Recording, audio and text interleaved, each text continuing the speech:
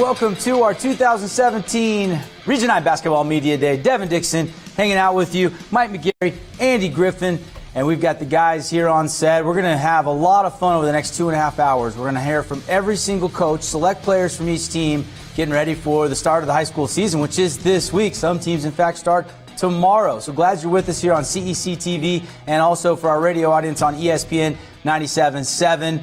And, of course, you can watch this on sportsradio977.com as well if you're driving around on the radio. Appreciate Holbrook Asphalt, Johnson Pediatric Dentistry, and our friends at Findlay Volkswagen for bringing you today's Media Day.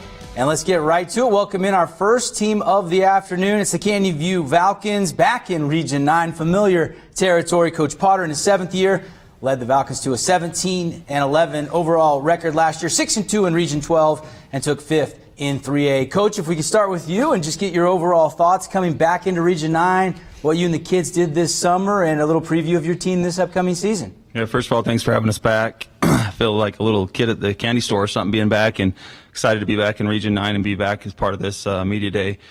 You know, we bring back a lot of kids. We did have a couple move. We had a couple graduate, but we bring back a pretty good core group, and they're really committed. Did put a lot of time in the off season between the spring and the summer and even the fall, and had some good success. But yeah, we've got about 5 seniors and some underclassmen that are really hungry and working hard, and so we're excited to be back and excited about our team. We'll meet Branson Blackner and Joey Lambeth and Toby Potter in just a minute, but Coach, tell us a little bit about who you lost more specifically and how deep this team is, and how's your turnout for this year as far as 9th through 12th? Well, specifically, we lost Abe Huxford and Cash Christensen, who started last year. Abe statistically probably contributed a little bit more. Cash was just our hard work guy, did a lot of the little things that don't go in the stats. But then, we lost Porter Miller, moved to Parowan with his dad taking the football job over there, who statistically led 3A in rebounding last year. So we're going to have some guys step up and get some rebounds. And then we lost a junior, too, to Copper Hills, Perry Detling, who would have, been a big part of what we did. But luckily, we did have a lot of depth, and had a couple kids we were hoping for this year that because of physical injuries and limitations aren't able to play. But otherwise, we only lost 3 guys out of a core of 16 that did a lot of varsity stuff last year. So we felt like we had a lot of guys coming back that could contribute. You talk, Coach, and I know it's the right thing to say, is you're glad to be back in the region. Okay, tell the truth now. You're glad to be back. You really got to be. It's a great place to play the teams here in southern Utah. Yeah, and we didn't, shy away from them when we were out of the region. We played them all in the preseason, and they, had some good games and some not that we could have played a little bit better. But, imagine this chair I'm sitting in here for 4 hours till we stop for lunch on the way to Carbon, and then another couple hours after that, So I'll be excited for these nice short bus roads, especially in January and February when the snow is coming down. But yeah, we really are excited. These guys are friends with the kids that play in Region 9. I'm friends with the coaches there. We had a good time in Region 12 as far as, good players, good coaches, and good competition, but we're definitely glad to be back. I'm curious, Coach Potter, your experience in Region 12. Obviously, you played well, did some great things there. Overall, was it good for Canyon View to be in that region for a couple of years? Was it bad for Canyon View? What do you think? I think if you talk about Canyon View as a whole, it was great for us. Some of our secondary sports like, tennis, golf, soccer, some of those ones that just have a hard time competing with the South region teams, it was great and did a lot for our kids and their morale. As far as our team, yeah, it was good. I mean, we would play the Jewabs in the Richfield in the preseason, but I think the timing was right. We had a great group of kids come up 2 years ago. Joey and Branson were part of that, and then we had some seniors that were really motivated, had some success in the summer. So the timing was well for us to get a little, I don't know if you want to call it like maybe a little bit of a break, but there was Richfield was really good that year. North St. Pete was pretty tough that year. And so Carbon was also pretty good that year. And so, the timing was good for us, but and then to get to the state tournament and play Pineview there in the Centrum, which is now America First Credit Union Center or something like that. But, that was just great timing for us. It couldn't have fallen at a better time. So it did a lot for our program, I think. Coach, when I ask about Region 9, I pretty much get Coach speak. Well, Region 9 is Region 9. Have you looked at it this year? Is there anything that jumps out at you as you re-enter? Yeah, of course, knowing that we were coming back last year, the whole season, we paid attention to stuff. I think, first of all, it is Region 9, and there's athletes all over, so everybody just kind of reloads. But I think what I see is really, really talented Pineview, Dixie, and Cedar seniors that graduated in Desert Hills. But, you just see them this summer, and they just kind of all got people back. But a lot of scoring, a lot of height, a lot of stuff that kind of graduated last year. And so, we played Hurricane a couple times this summer and Pineview a couple times, and played Desert Hills once, and didn't really see Dixie or Snow Canyon, and of course, see Cedar. But, we think that there's, we've definitely analyzed it a little bit. I don't get myself in too much trouble. I'm not going to say too many things. But, yeah, we're excited about where we fit in and how we match up, and the opportunity to continue what we've been doing the last couple of years. Coach, in a minute, I'm going to ask Toby about playing for his dad. But I want to ask Dad first about coaching his son. How does that work for your family? Well, I feel like I have 3 of my sons right here. These kids, we've been together since the 5th grade, so you got to be careful. You're going to get me emotional if you ask that question. But it's tough. He gets it. And, Branson's dad's one of our coaches, and even though Joey's dad doesn't coach in high school, he coached in middle school too. So would they all get the coach out of their dad on the way home after the games and when they walk in after going to Brad's or whatever. So, but it's been good and bad. It's when you spend this much time away from your family, invest this much time and money into something, it's fun to be with your son. But yeah, he gets the brunt of my temper every once in a while. So you're harder on him than you are on the other guys, maybe? Yeah, I think so. They might disagree. We'll ask you in a minute, though. Hanging out here, 2017 Media Day, Canyon View Vulcans, Coach Potter and the boys in here. Coach, why don't you introduce your guys that you brought and tell us a little bit about why you brought them here today and a little bit about their game they bring to the court. Okay. Well, first of all, there are 3 captains. We don't normally have 3, but these 3 are so respected by their teammates that we had a close enough voting that it was the 3 of them. But Branson Blackner, they're all 3 seniors. Branson's a senior. Really kind of came into the spotlight in that Pineview semifinal game, had a fantastic game. He had a great year, but that game really kind of projected him well, and he plays 1 through 4 for us. He can do a lot of different things, and 2-time Region 12 MVP and 2-time All-State the last 2 years. So obviously, I think a lot of people here remember him from when we played, and when we were younger, it was always Branson and Joey in the border leagues and stuff. And so Joey's been playing varsity for us since he was a sophomore. Had a really good season that year. Had a great season last year. Was all region in Region 12. Did some nice things for us, and statistically, these 2 probably carry about 65% of our stats coming back from last year as far as scoring and assists and steals, kind of stuff. And then, of course, my son on the end, always been a part of it, really grown a little bit the last little while, put on some weight, worked hard in the weight room and that kind of stuff, and kind of known for being a shooter, but we try to get him to be a well-rounded player too. But, these guys just get along really well. And they're a close-knit group, and they enjoy playing basketball together. And I have 2 other seniors, but I didn't want to leave 1 out, so I just brought 3 only. And these guys represent our program well. Let's open up to the guys. Branson, we'll start with you. Just give me your overall thoughts coming back to Region 9 and how you guys stack up. You guys have had some good success the last couple state tournaments. I mean, you guys have placed well, coming off 5th place just last year in the same 3A division that all these Region 9 teams are in. Yeah, I'm excited. It's exciting to be back. It's going to be fun. I like where we're at. I like where our team's mindset's at right now. We're just kind of worried about ourselves. I mean, you never know what's going to happen and stuff. We had some guys move and stuff, and that's kind of out of our hands. So we're just trying to control what we can control and get better every day and stuff. And so, like Coach said, we played some Region 9 teams over the summer and stuff. Hard to tell really what's going on because it's just summer ball and stuff. So, but I'm excited to be back and see what happens. How much summer ball did you play, and what did you specifically work on? Because you were so well-rounded. I mean, I think 19, 5 rebounds, almost 4 assists, 3 steals a game. I mean, did you pick one and say, I want to get better at this one? I mean, you're pretty well-rounded. No, just do whatever I can do to help the team win. That's always my job. Every time I take the court, that's what I try to do. It could be scoring one game. It could be no scoring and just a bunch of steals, assists. Just try to just do it all best I can.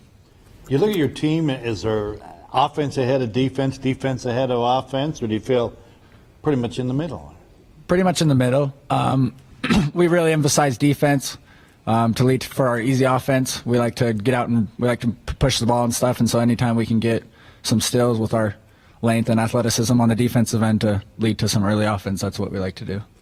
I had heard that you were injured in the offseason. How far did that set you back? Do you feel like you're ahead of where you were last year? What point are you there, Branson?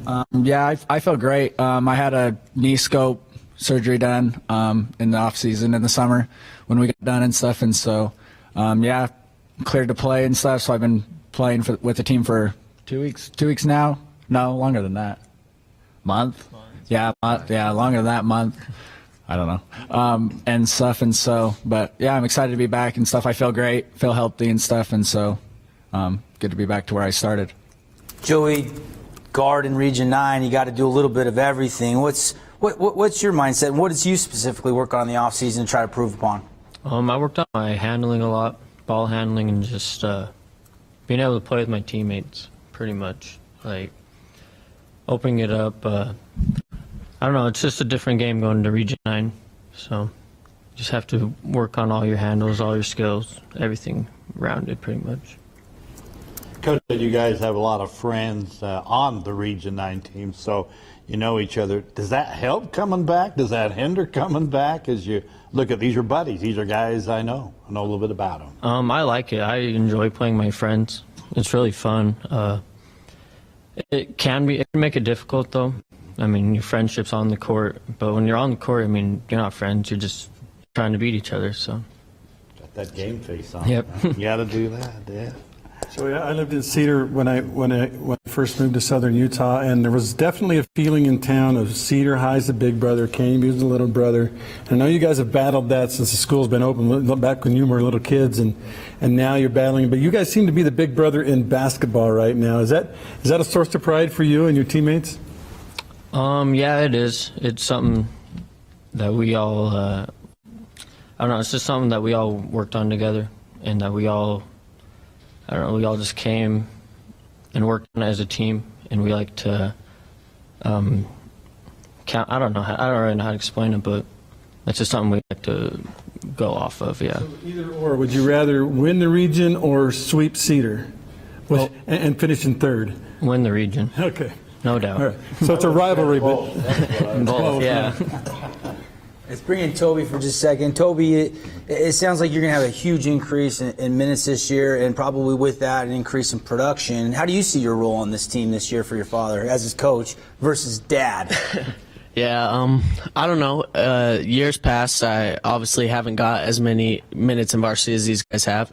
Kind of came off the bench a little more last year and tried to do what I could here and there, but we still had some pretty good depth last year with other guys starting and filling those positions. But I don't know. I obviously want to help contribute scoring-wise, but I also see an opportunity with Porter being gone as one of the leading rebounder in the state. I'm going to try and help fill in with some of those rebounds here and there when I can. And I don't know, just even the game last year at Carbon, Branson was injured for that game, so he had to sit out. Joey stepped up and had a huge game, and then I just think I could come in and help a little bit on the side too. Some of the little dirty work, few threes here and there. So. Do you play other sports, or is basketball the only sport you play? Since I've gotten to high school, basketball is the only sport I play. I played football, but once I got into high school, just basketball, yeah. You know, we got to ask you about your dad and what's it like playing for him. I mean, obviously you like it. He's your dad, of course, but is he tougher on you? Is it hard to play for your dad? So I don't know. My dad, he was my young men's leader. He's my teacher, my boss. I work for him at $5 and my coach. So I get it all a little bit here and there, everywhere, but. Yeah, there's been some hard times, but overall it's been pretty awesome to get to play for my dad. You see different colleges and stuff, kids who get to play for their dad, and when you win it all, it means so much more. Like it's not the same when you win it without him. So yeah, I would have to say he's probably a little bit harder on me than the rest of the guys, but I think it's just because he's grown up with me my whole life. He's taught me everything I need to know, that he just kind of holds me to a higher responsibility and accountability than everybody else, because he knows that I know what I need to be doing. So Got about 3 minutes left here with the Canyon View Vulcans kicking off our 2017 Region 9 Basketball Media Day. Guys, more questions for Coach or the players? Have you guys, you know guys in Region 9, have you kind of been able to look at Region 9 and say, I think that team's going to be really good, that team's not going to be so good? For any of you guys, Joey? I just see all the teams kind of as even. I mean, they're all pretty good. It's pretty wide open this year, isn't it? Yeah. That's one point I was going to make is that's what I'm excited to be back for. Every game's going to be competitive. I think that's what a lot of people are excited for, is there's really not, like Coach said, a lot of teams had seniors graduate that were heavy talented and stuff. And so, there's some good teams, but I think a lot of it's just going to be whoever can execute well that game and put their game plan best out on the court will be the one that wins. But I think there's going to be a lot of close games and a lot of tough battles.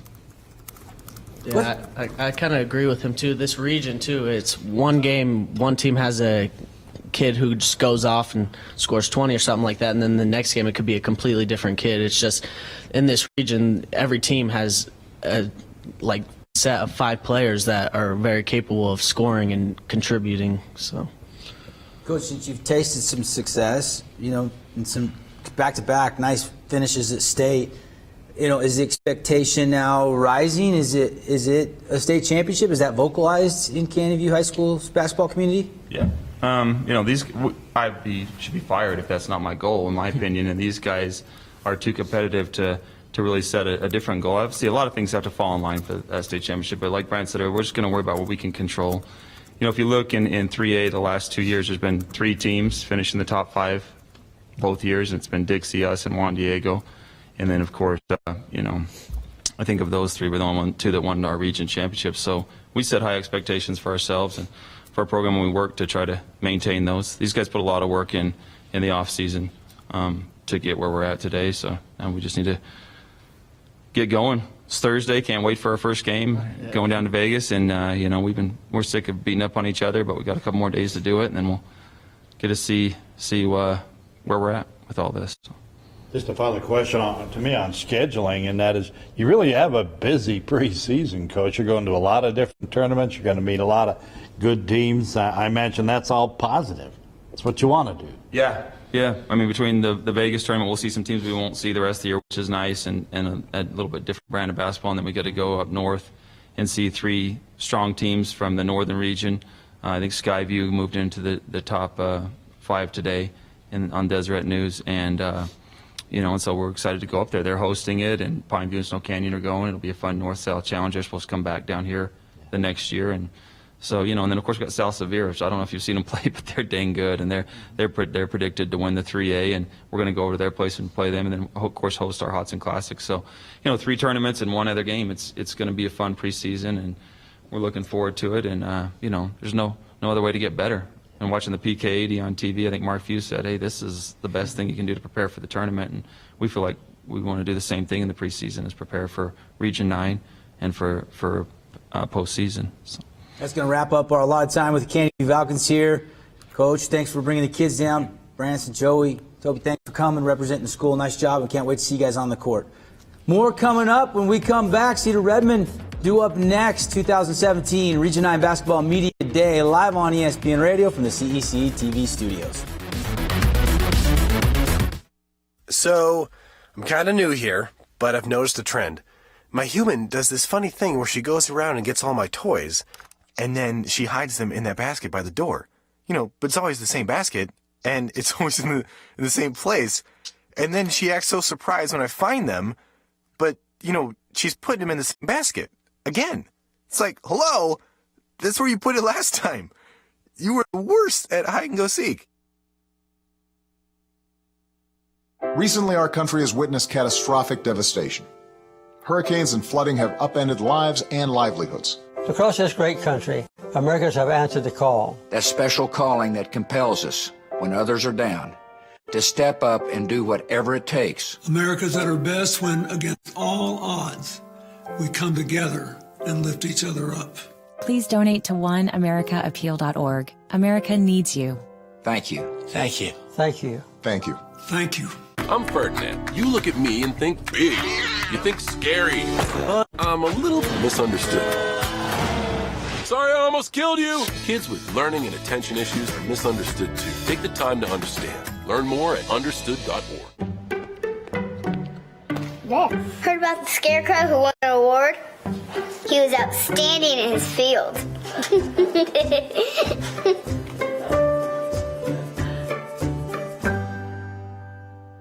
Once there was a boy who did the same thing again and again. One day he was told he had autism. He got help and slowly learned how to live with it better. Early intervention can make a lifetime of difference. Learn the signs at autismspeaks.org. Or that the projections would be blood. Next Thursday? I can't do Thursday, but I can do Friday. Disasters don't plan ahead. You can. Talk to your loved ones about how you're going to be ready in an emergency. Everything starts.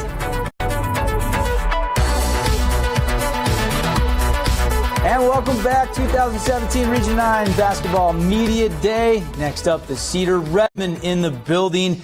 And we've got Coach Russ Beck with us, as well as some of the players we'll talk to representing the Redmen in our time allotted with Cedar. Brandon Haskins, Ethan Betcher, Dallin Grant, Dallin Peterson, all here. And Coach, thanks for coming. Look forward to another season. You guys are coming off a season 10-13 overall, only 2-8 in Region 9, but you do have some returning starters back. Tell us about the offseason, some camps you went to, and give us an overall preview and outlook for the Redmen this year. You know, we kind of looked, going back even to last year, we kind of looked at it. We're 9-6 when Mason Fakahua plays with a torn ACL. We're 1-7 when he wasn't able to take the court for us. So that was a pretty telling stat. What that told me as a coach, we needed to increase the experience in terms of our depth, and we kind of felt like we needed to invest a little bit more time in the offseason in order for us to compete in such a great region like we have. So during the offseason, Dixie Camp, a few other places that we went, we saw some great success. At times we look really good. I think we're like most teams. If we can rebound, if we can hit free throws, and if we can limit our turnovers, I think we can go beat anybody in our classification. If we struggle with any one or two of those things, then it makes things interesting. So, Coach, if you can, tell us a little bit about how practice is going so far, and then give us a little bit of a feel as far as style, tempo with this group you've got coming up through. Yeah, we've got a really long and talented, and even I would even say a really young group. That being the case, I'm really excited. We've been getting up 3-4 days a week at about 6 a.m. I guess we get up at 5:30 a.m. so that we can work out at 6 for maybe 2 months. The commitment has been great. The competition has been great.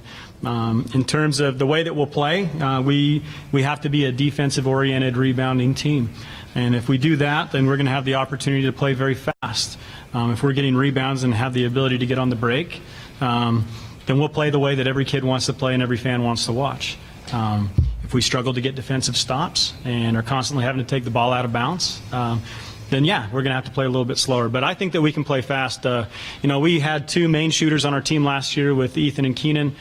This year, I have 8 kids that are consistently getting the shooting license, and that's 34 out of 50 in 5 minutes and 15 seconds from the three-point line. So we feel like the ball can really move and that we can have a lot of trust in the program this year. Where did you get the idea of the shooting license? Where'd you first? I think it originated up at Utah State when Randy Ray was there. He took it to Weber. I heard it at a coaching clinic when I was at CSI. And I added the time element because I wanted it to be game speed shots, so 5 minutes and 15 seconds for small guards, 5:30 for wings, and 5:45. We make every kid in the program take the shooting license. I need to know where they're at and what it does. Within our motion offense, that's going to allow guys to shoot confidently when they're open. It's not whether I think they can shoot or they can't. They prove it every single week. They got to renew their license. These guys will go renew their license when we get back to Cedar, and once a week, you show me if you can shoot it or not and get the green light to shoot it that weekend. So. Sounds like Moneyball or analytics or something, Coach Beck. This is some deep stuff you're talking about. You got it all on paper and or on computer and everything? We've tracked every time they've taken the shooting license since the summer. And what I look for is, incremental improvement. So I did this at Western Nebraska, and we turned out some great shooters, took some really good athletes like Raul Delgado, and he turned into a 45% three-point shooter and had 26 Division I offers. So I know that it works, and the guys have really bought in, and so I'm really pleased with that. So. To refresh my memory on how your JV, your sophomore classes did last year, do you feel like you've got maybe an inexperienced team at varsity, but you have a lot of talent coming up through? Are you asking me? Coach, yeah. Okay, well, I guess, sorry, I was kind of still looking down there. JV-wise, I think that group, they're very unselfish, and that was always very fun to watch. I don't think there was a clear-cut star player, that they weren't just relying on one single guy. And so, by taking what they already were as a JV team, and then I think we probably have the best freshman class in the state of Utah. Definitely in our region. We have the height. We have players that are being talked about in terms of being the #1 freshman in the state of Utah. So, yeah, and that's not by anybody in Cedar City. That's from people up in Salt Lake. So, I think that's a nice compliment. but don't don't believe all your press clippings all the time. You just got to continue to work because somebody else is going to pass you by if you don't. So, is there a chance we'll see some freshmen get some varsity time this year? Yeah, we have 3 freshmen that made varsity. Dallin Grant, right here. He's 6'7". He's a freshman. Don't look like a freshman. Yeah, we don't want him to look like a freshman. So, no, but yeah, it's created a new and different kind of competition within the program. I think it's been a while since we had a 9th grade class coming in like we have. A lot of that credit goes to my assistant Terry Tebbs, the amount of time that he spent with Southern Utah Sports Academy with that age group. His son's in that age group, Trayton Tebbs and Gage Savage. They also made varsity. So I think that pressed a lot of sophomores and juniors and seniors because all of a sudden you have some freshmen that can go toe-to-toe with you every single day in practice, and they're putting in a lot of time. So, Coach, just tell me a quick idea, your philosophy on defense, what you like to see from your kids, and what you expect out of your kids. Well, I haven't worked for Coach Kidder. I worked for Juddy for a year or two. I mean, Coach Kidder was completely defensive oriented. He wanted that scored in the 40s and the 50s.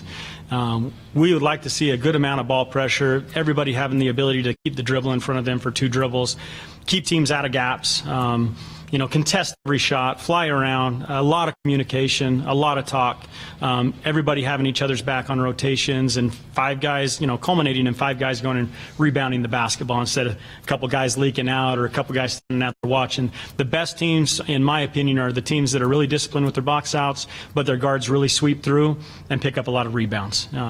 Just watched the University of Utah play Eastern Washington, and Bibbins had 7 rebounds at 5'9", and the closest guy on either team was at 4. So I think in order to be successful, you have to have guards that are willing to rebound, bigs that are willing to box out and go after boards too. So I'm fascinated with your perspective on the rivalry, the Cedar Canyon View rivalry.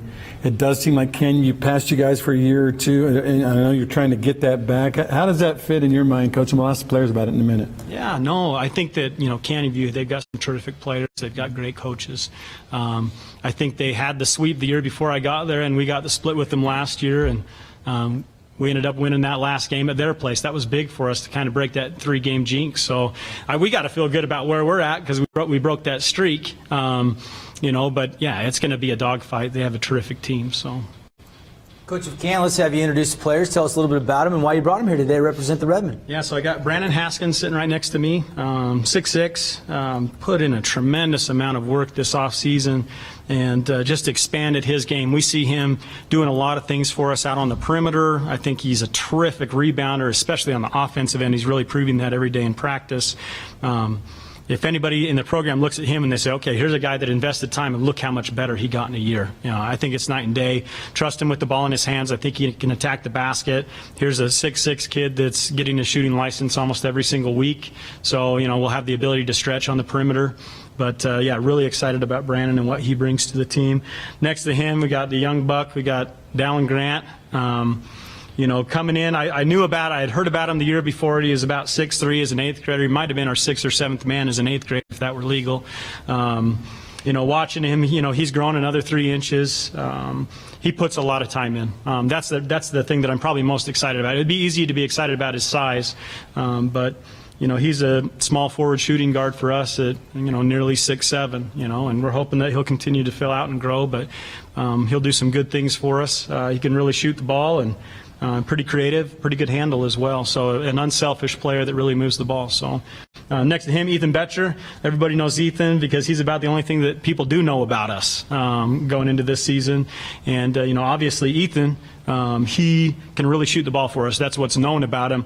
I think a couple things have been a blessing in disguise for Ethan. Played football. And he came and asked me and he said, hey, Coach, I'm thinking about going out for football. And he's only played his senior year. I think it brought just a new added dimension of toughness for him, not afraid of contact. He's getting to the rim a lot more now. And then he banged up his finger, had a pin in it for a little bit. And I kind of looked at Ethan and I said, hey, now it's your time to prove to me and everybody else that there's something that you can do on a consistent basis and be great at other than shooting the basketball. So how well can you rebound? How well can you pass? How well can you communicate? And he's been doing that, for the last 2 or 3 weeks, however long it's been. So excited about Ethan. We need his leadership.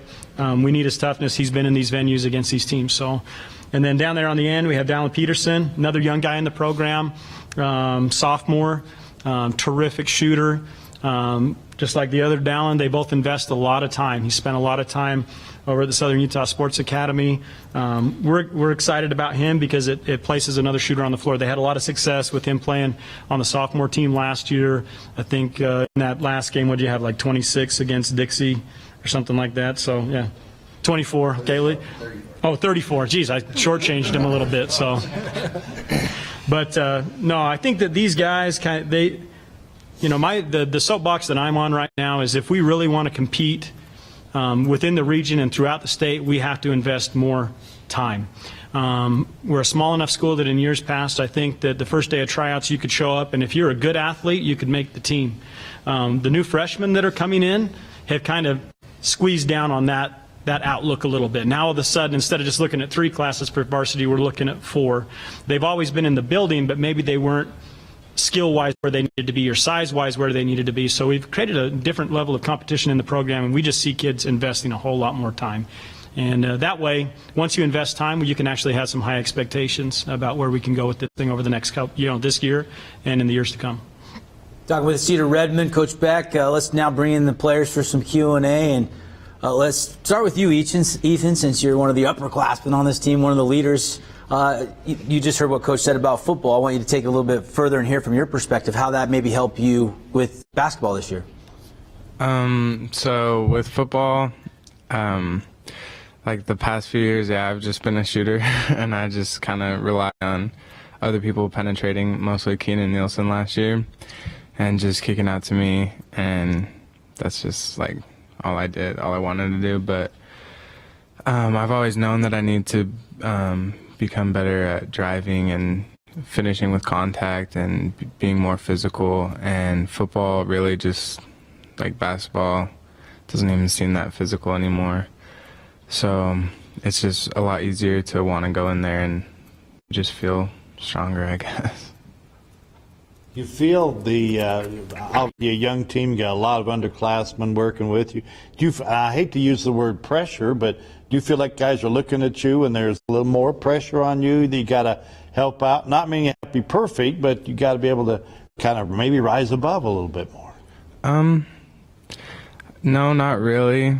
I wasn't there for a lot of preseason since I played football, and lots of other guys have been stepping up, and we have lots of leaders, and I love being a leader, but there's lots of us, and it's not really singled out on me, and we all play together. So. Brandon, Dallin, do you guys play other sports with that height, or is it basketball your one love and your one sport you really specialize in? Just basketball for both of us. Yeah. Was Brandon recruit you for football at all? You could use a big tight end, I'm sure. Let's try it. Yeah. Maybe down the road, huh? Can you guys talk about what you know about Region 9? I mean, I know you know a lot of the guys from the basketball academy and things like that, but what's the region going to be like from your perspective? Maybe Brandon and Dallin can talk about that a little. It's a really competitive region. Like you just go out there and battle with all the teams. Everybody, nobody's way above everybody. It's gonna be like every game we're just gonna have to compete, and it'll come down to who has more heart at the end of the day. There doesn't seem to be one favorite, right? For you guys, Brandon, what do you think? I mean, it seems like it's pretty wide open this year, yeah? Yeah, so I feel like we could take it over, and I feel like all teams have an equal amount of talent. So, like, we don't have star players or anything. We just have to play as a team. Just go out there and play our game. Dallin, do you feel like you guys maybe can fly under the radar because probably a lot of people aren't going to be too high on you because you don't have a lot of star power coming back, a lot of experience? You do have 2 starters coming back, I guess, but there's some unknowns. So do you feel like you can kind of fly? For sure. It's like, I mean, two of our starting 5 right now is underclassmen that didn't play much at all last year, and then so I think lots of people will just be kind of writing us off at first, but I think we'll surprise a lot of people. Down as a freshman in practice, how do you approach it? Because you feel like you're fighting for minutes in practice when you get to the games here coming up this week? Well, I just take it as an opportunity to get the people around me better, just playing my hardest in practice to help everybody else out, and hopefully that'll translate into minutes in the games, and hopefully that'll translate into wins. You've got great hair, by the way, Ethan and Dallin, and we're both Dallin. This might be the all-hair team right here in Region 9, but as a freshman, do you feel like there's any onus on you to be a leader? Do you have to be a leader, or do you just kind of need to be one of the guys and go and try to contribute a little? Right now, I feel like that we have enough guys that I don't think we have one single leader that really just leads the team. I think we have a lot of people that just help each other out and bring each other just like to the place we want to go. There's not one guy that gets up in anybody's grill during practice and we got to do better, we got to go hard. Is that Ethan maybe or Dallin over there? We have a lot of guys like that. I think we do. There's a lot of guys that's their role on the team and that's what they need to do. I want to go back to the shooting license and get from a player's perspective. Maybe Dallin, we can start with you. How difficult is that? Do you worry in practice you're going to have an off day, maybe not have that for that game? I mean, take me through the mindset. No, just the more you do it and the more work you put in, you just start getting it consistently, and then it just becomes something that's like second nature, where it's just part of practice, and it's pretty easy. It gets pretty easy to get the number every time. Anybody else want to? It was fascinating because I haven't heard that concept, so I wanted to get your perspective. Go ahead, Dallin. Well, at first it was like a lot harder. I didn't score as high on it, and I was also getting out of breath. Like I was out of breath a lot of the times by the time I was done. But now it's like it's not even hard. It's just easy to get done, and I'm scoring high consistently now. Two of these guys got 40. My record's 46 out of, not my personal record, but one of my best players. I could lie to you and tell you it was me. No, but I think both the Dallins have gotten 40 out of 50, which that's pretty impressive. I didn't adjust my number from college. So. How does that compare to your college? Usually we'd have 4 to 6 guys that had the license, that had the green light, that if you're open without a hand in your face, you don't even think about it. Like you've just repped it so much. So, you know, it's just exciting because we have more weapons. Is there an actual license to give them a I should. No. Because I'm thinking that would be I cool. tell them I'm the DMV, so, you know, but, you know, don't shoot any air balls or you'll get it revoked or something. But we do have a permit, so if you only go 32 or 33, you know, then you have your shooting permit, which you can shoot in practice but not in a game, as long as I'm on the floor. It's kind of like the, you know, driver's license with the parent out there, so. Talking with Cedar Redmen here. Got just final question, guys, at all before we wrap it up? I'd just like to, Coach Beck, just your thoughts on Region 9. Yeah. I think, you know, looking at kind of some of the preseason polls that I've seen, I do feel like it's, from what we saw this summer, it's very wide open. In terms of so many teams have lost, so many seniors, et cetera. So I think that puts us kind of right in the mix on this year, on this year that we have now. I think that Desert Hills, I think they've got to be up there in the top 3. I'd put Canyon View up there in the top 3. I think it starts to get kind of foggy, I think, in my mind, at least after those first 2. Probably Pine View's right up there. I don't know a lot of their personnel, but, you know, I saw a poll that had Canyon View picked 5th. I was a little bit, you know, shocked. Snow Canyon's got some great personnel too. Hurricane's got a lot of length. I just think it's going to be a whole lot of fun. You know, we're going to learn a lot about each other that first go through, and it'll be really fun to see the coaches' adjustments the second time that we play each other. So, well put, Coach Beck, Cedar Redmen, and the guys: Brandon Haskins, Dallin Grant, Ethan Betcher, Dallin Peterson. Guys, best of luck this season. Can't wait to see you on the court. Coach, same to you and the Redmen. Appreciate you guys for having us. All right, more of the Region 9 Media Day coverage. 2 teams down. If you missed Canyon View or Cedar, don't worry. We'll have these all podcasts on sportsradio977.com, or if you caught them in the middle of it or anything like that. But we keep going. Snow Canyon coming up next when we come back after this 3-minute timeout. What to expect when you're expecting. Like here.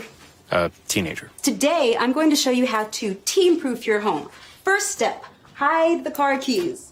Preferably somewhere they would never look. Challenges will come up. Be ready for them. Hi, honey. I'm ready for the... Mom, you don't use mannequins in the mannequin challenge. You don't have to know it all to be a perfect parent. Thousands of teens in foster care will love you just the same. They'll test you. Try to break your will. But however loud the loudness gets, however many cheese puffs may fly, you're the driver, the one in control. Stand firm. Just wait. And move only when you hear the click that says they're buckled in for the drive. Never give up till they buckle up.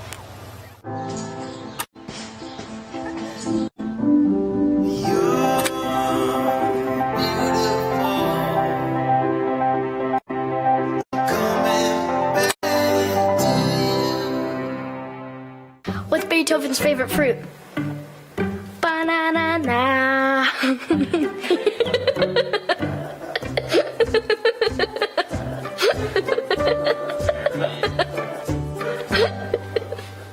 $150/90. 180 over 111. 160 over 110. I had a stroke. This is what high blood pressure looks like. You might not feel its symptoms, but the results from a stroke are far from invisible or silent. If you've come off your treatment plan, get back on it or talk with your doctor to create an exercise, diet, and medication plan that works for you. Go to loweryourhbp.org. If I would have followed a treatment plan, I would not be in this situation.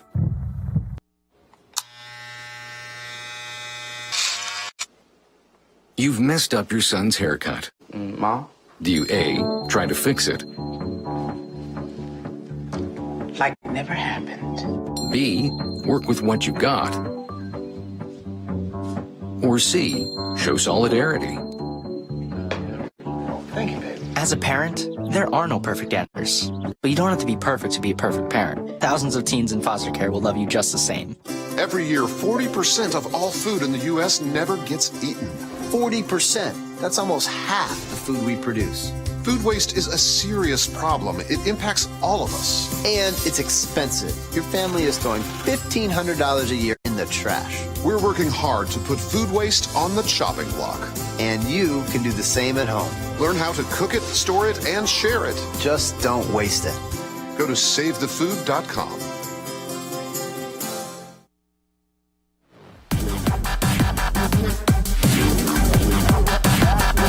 17-18 season Region 9 Basketball Media Day, brought to you by Findlay Volkswagen, our friends at Holbrook Asphalt, as well as Dr. Cody at Johnson Pediatric Dentistry. Devin Dixon with you, Mike McGarry, Andy Griffin. We're going to have fun calling these games all year, so we're getting the party started, getting to sit down one-on-one with all of our Region 9 coaches and select players from each team. And now in the building, the Snow Canyon Warriors, Coach Sorensen in his second year, coming off a 7-14 season and a 1-9 region season. Coach, thanks for bringing the kids in. We're excited for the season, and give us a little overall preview of how the summers went and the big changes from last year to this year, and maybe an overall outlook on this year's team. You bet. Appreciate it, Devin. It's always a pleasure to come down and meet with you guys.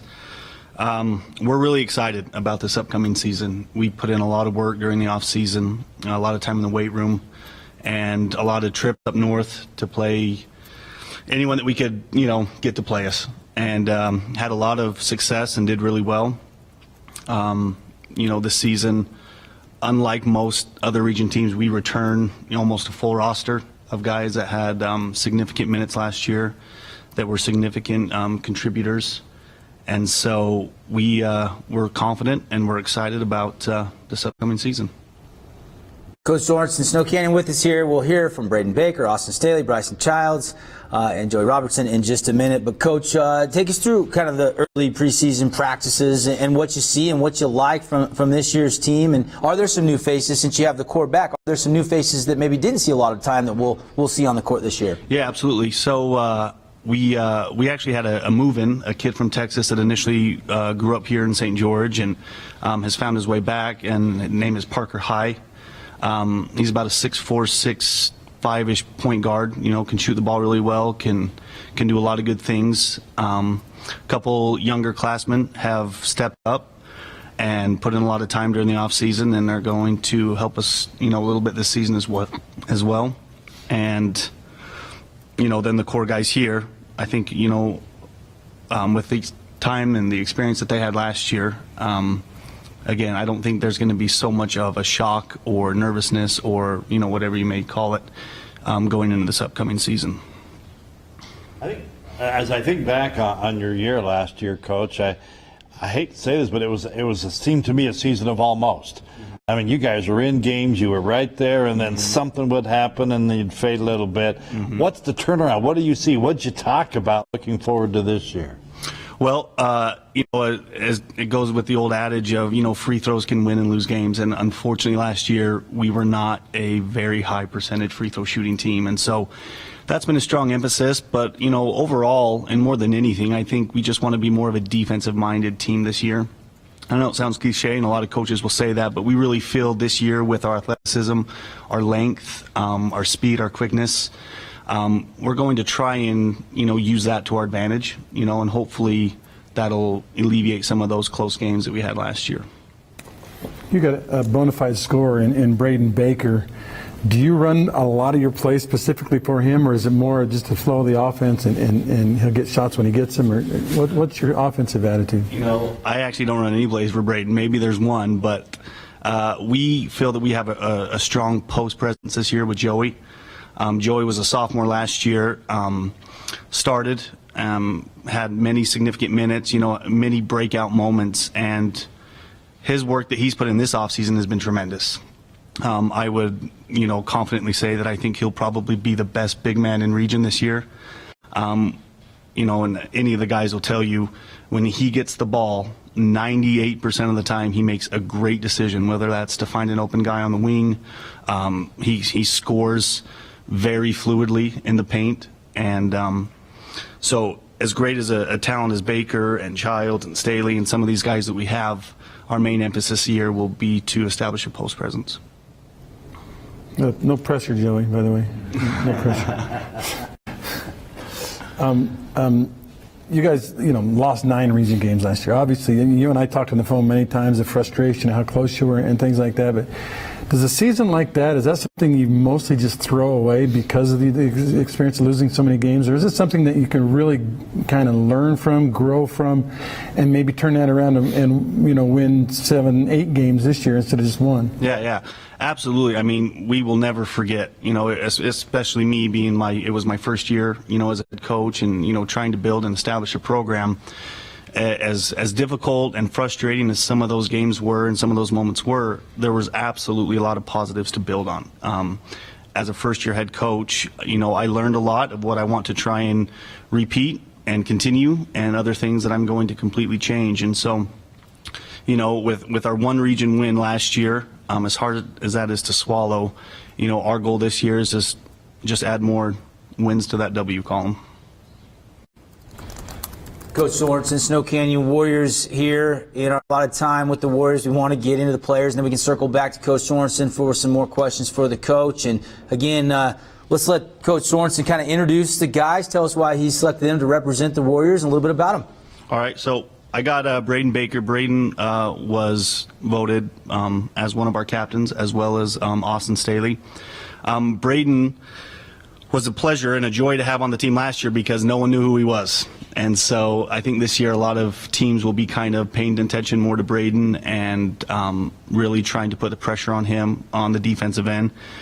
But, one thing about Braden is he's a tremendous worker. He's extremely humble, and more than anything, he's a competitor and wants to win. And he's a great teammate because of his optimism and his overall, positive attitude. And so he's going to be a huge asset, and he will do a lot of scoring. But Braden, with his athleticism, is going to be a tremendous help on the defensive end as well. And we stat our practices and we scrimmage, and during our preseason games, he's averaging, 6-7 steals a game to go along with 7-8 rebounds just because of the athleticism that he has. Austin, I think you guys saw a lot of his success he had this year on the football field. One thing I really appreciate about Austin is he has the respect of every single person on the team. When he talks, when he says something, everybody listens. And that's what a coach wants in a captain, is somebody that demands that respect. And, not only will Staley be vocal about it, but he's also one that will lead by example. And then Bryson is another returning starter. Bryson brings a fire to the game that I love. As a coach, it's always hard for players where you have to find that passion and find that fire, but Bryson has it right off the go. And so he's going to be, a force to reckon with on the defensive end as well. He prides himself on rebounds. He's a guy that we expect to average, double rebounds every game. And he accepts that challenge, and he embraces it. And Joey, Joey's the young buck here as a junior. But he's put in a tremendous amount of time during this offseason, in the weight room especially.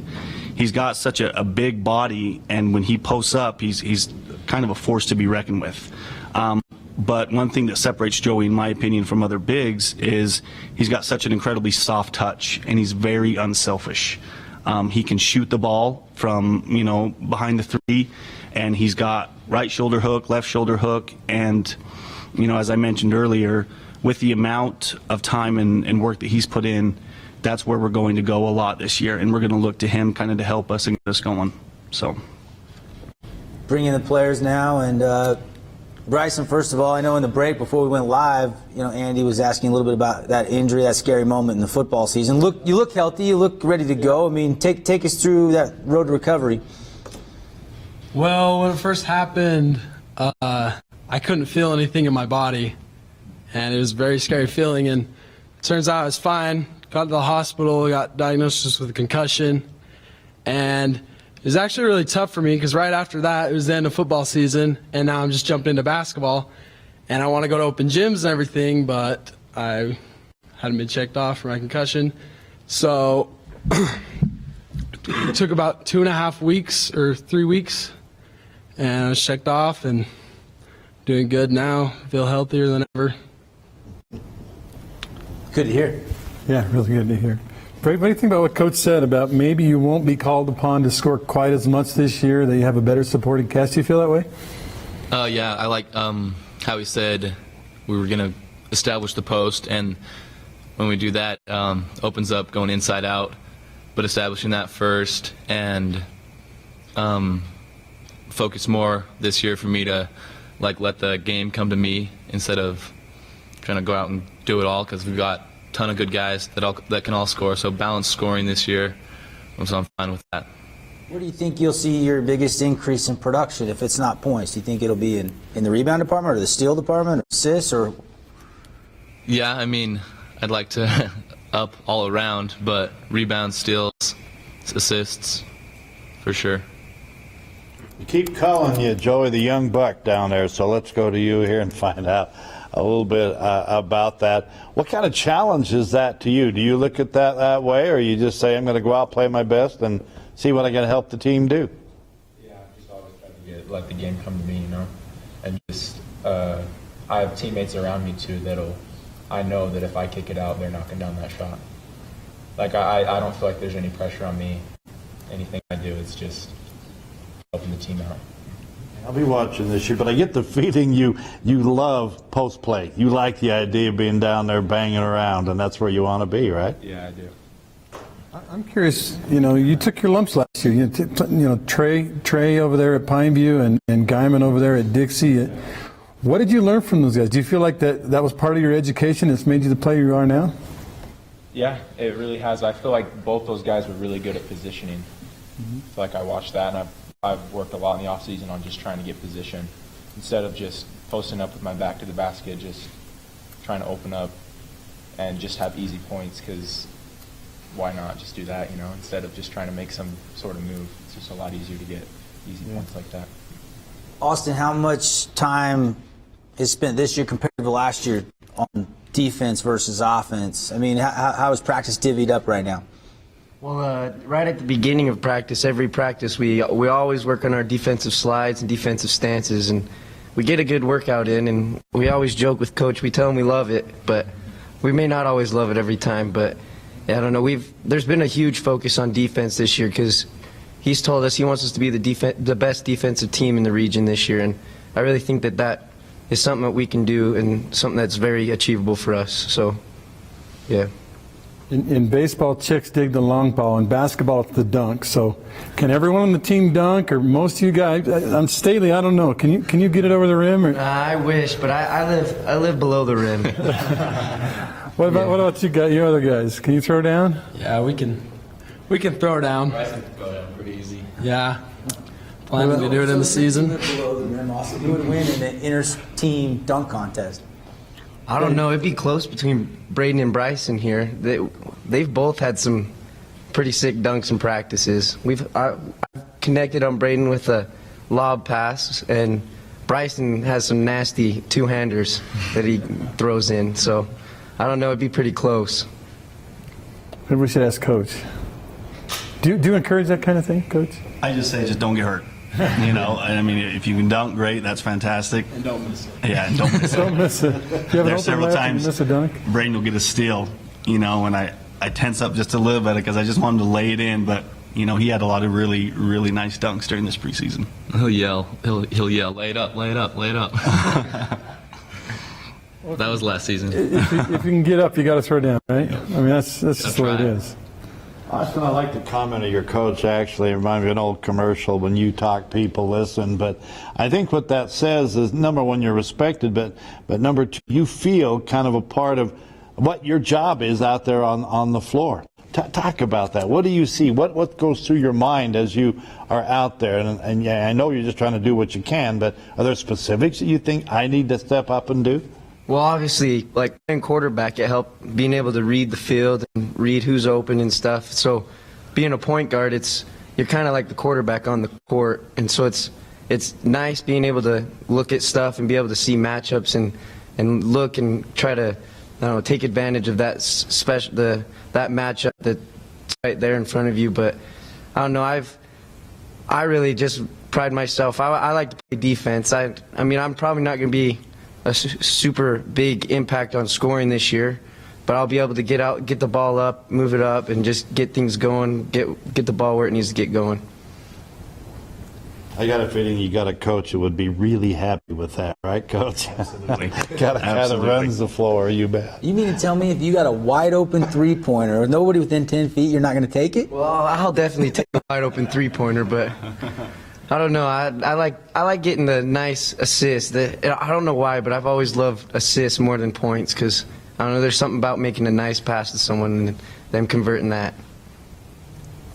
Got just about 60 seconds left with the Snow Canyon Warriors here at our 2017 Media Day. Final questions for the coach and the players? I wanted to ask Joey about the big men in the region. I mean, obviously we had some great ones graduate. Besides you, who are you thinking you're going to be banging down low with this year that are going to be pretty good?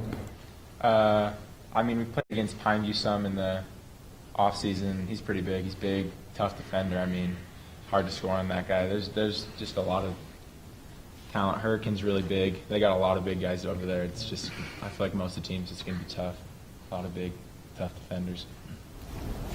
Time's up for the Snow Canyon Warriors, but Coach, thanks for bringing the kids in. Guys, well done. Can't wait to see you get out on the court. And for the Snow Canyon Warriors, they've got, game coming up this week? Perrin, and then up to the Corner Canyon tournament? Yep. We play 4 games in 4 nights, so a lot of conditioning. Here we go. Basketball season is in the air. We'll take another 3-minute timeout. When we come back, the Hurricane Tigers will join us next on set on ESPN Radio and CEC TV. Te pondrán a prueba. Te llevarán hasta el límite. Pero no importa cuán fuerte griten o cuántos cositos de queso vuelen por el aire, tú eres el conductor, el que está al mando. No te rindas. Resiste. Y arranca solo después de oír el clic del cinturón, porque cada 8 minutos un pasajero de 8 a 14 años resulta lastimado en un choque. Hey, look, it's those guys. Are you good to drive? I'm fine. How many did you have? I should be fine. You should be? Go and step out of the vehicle for me. See ya, buddy. Good luck. So turns out, buzz driving and drunk driving, they're the same thing, and it costs around $10,000. So not worth it.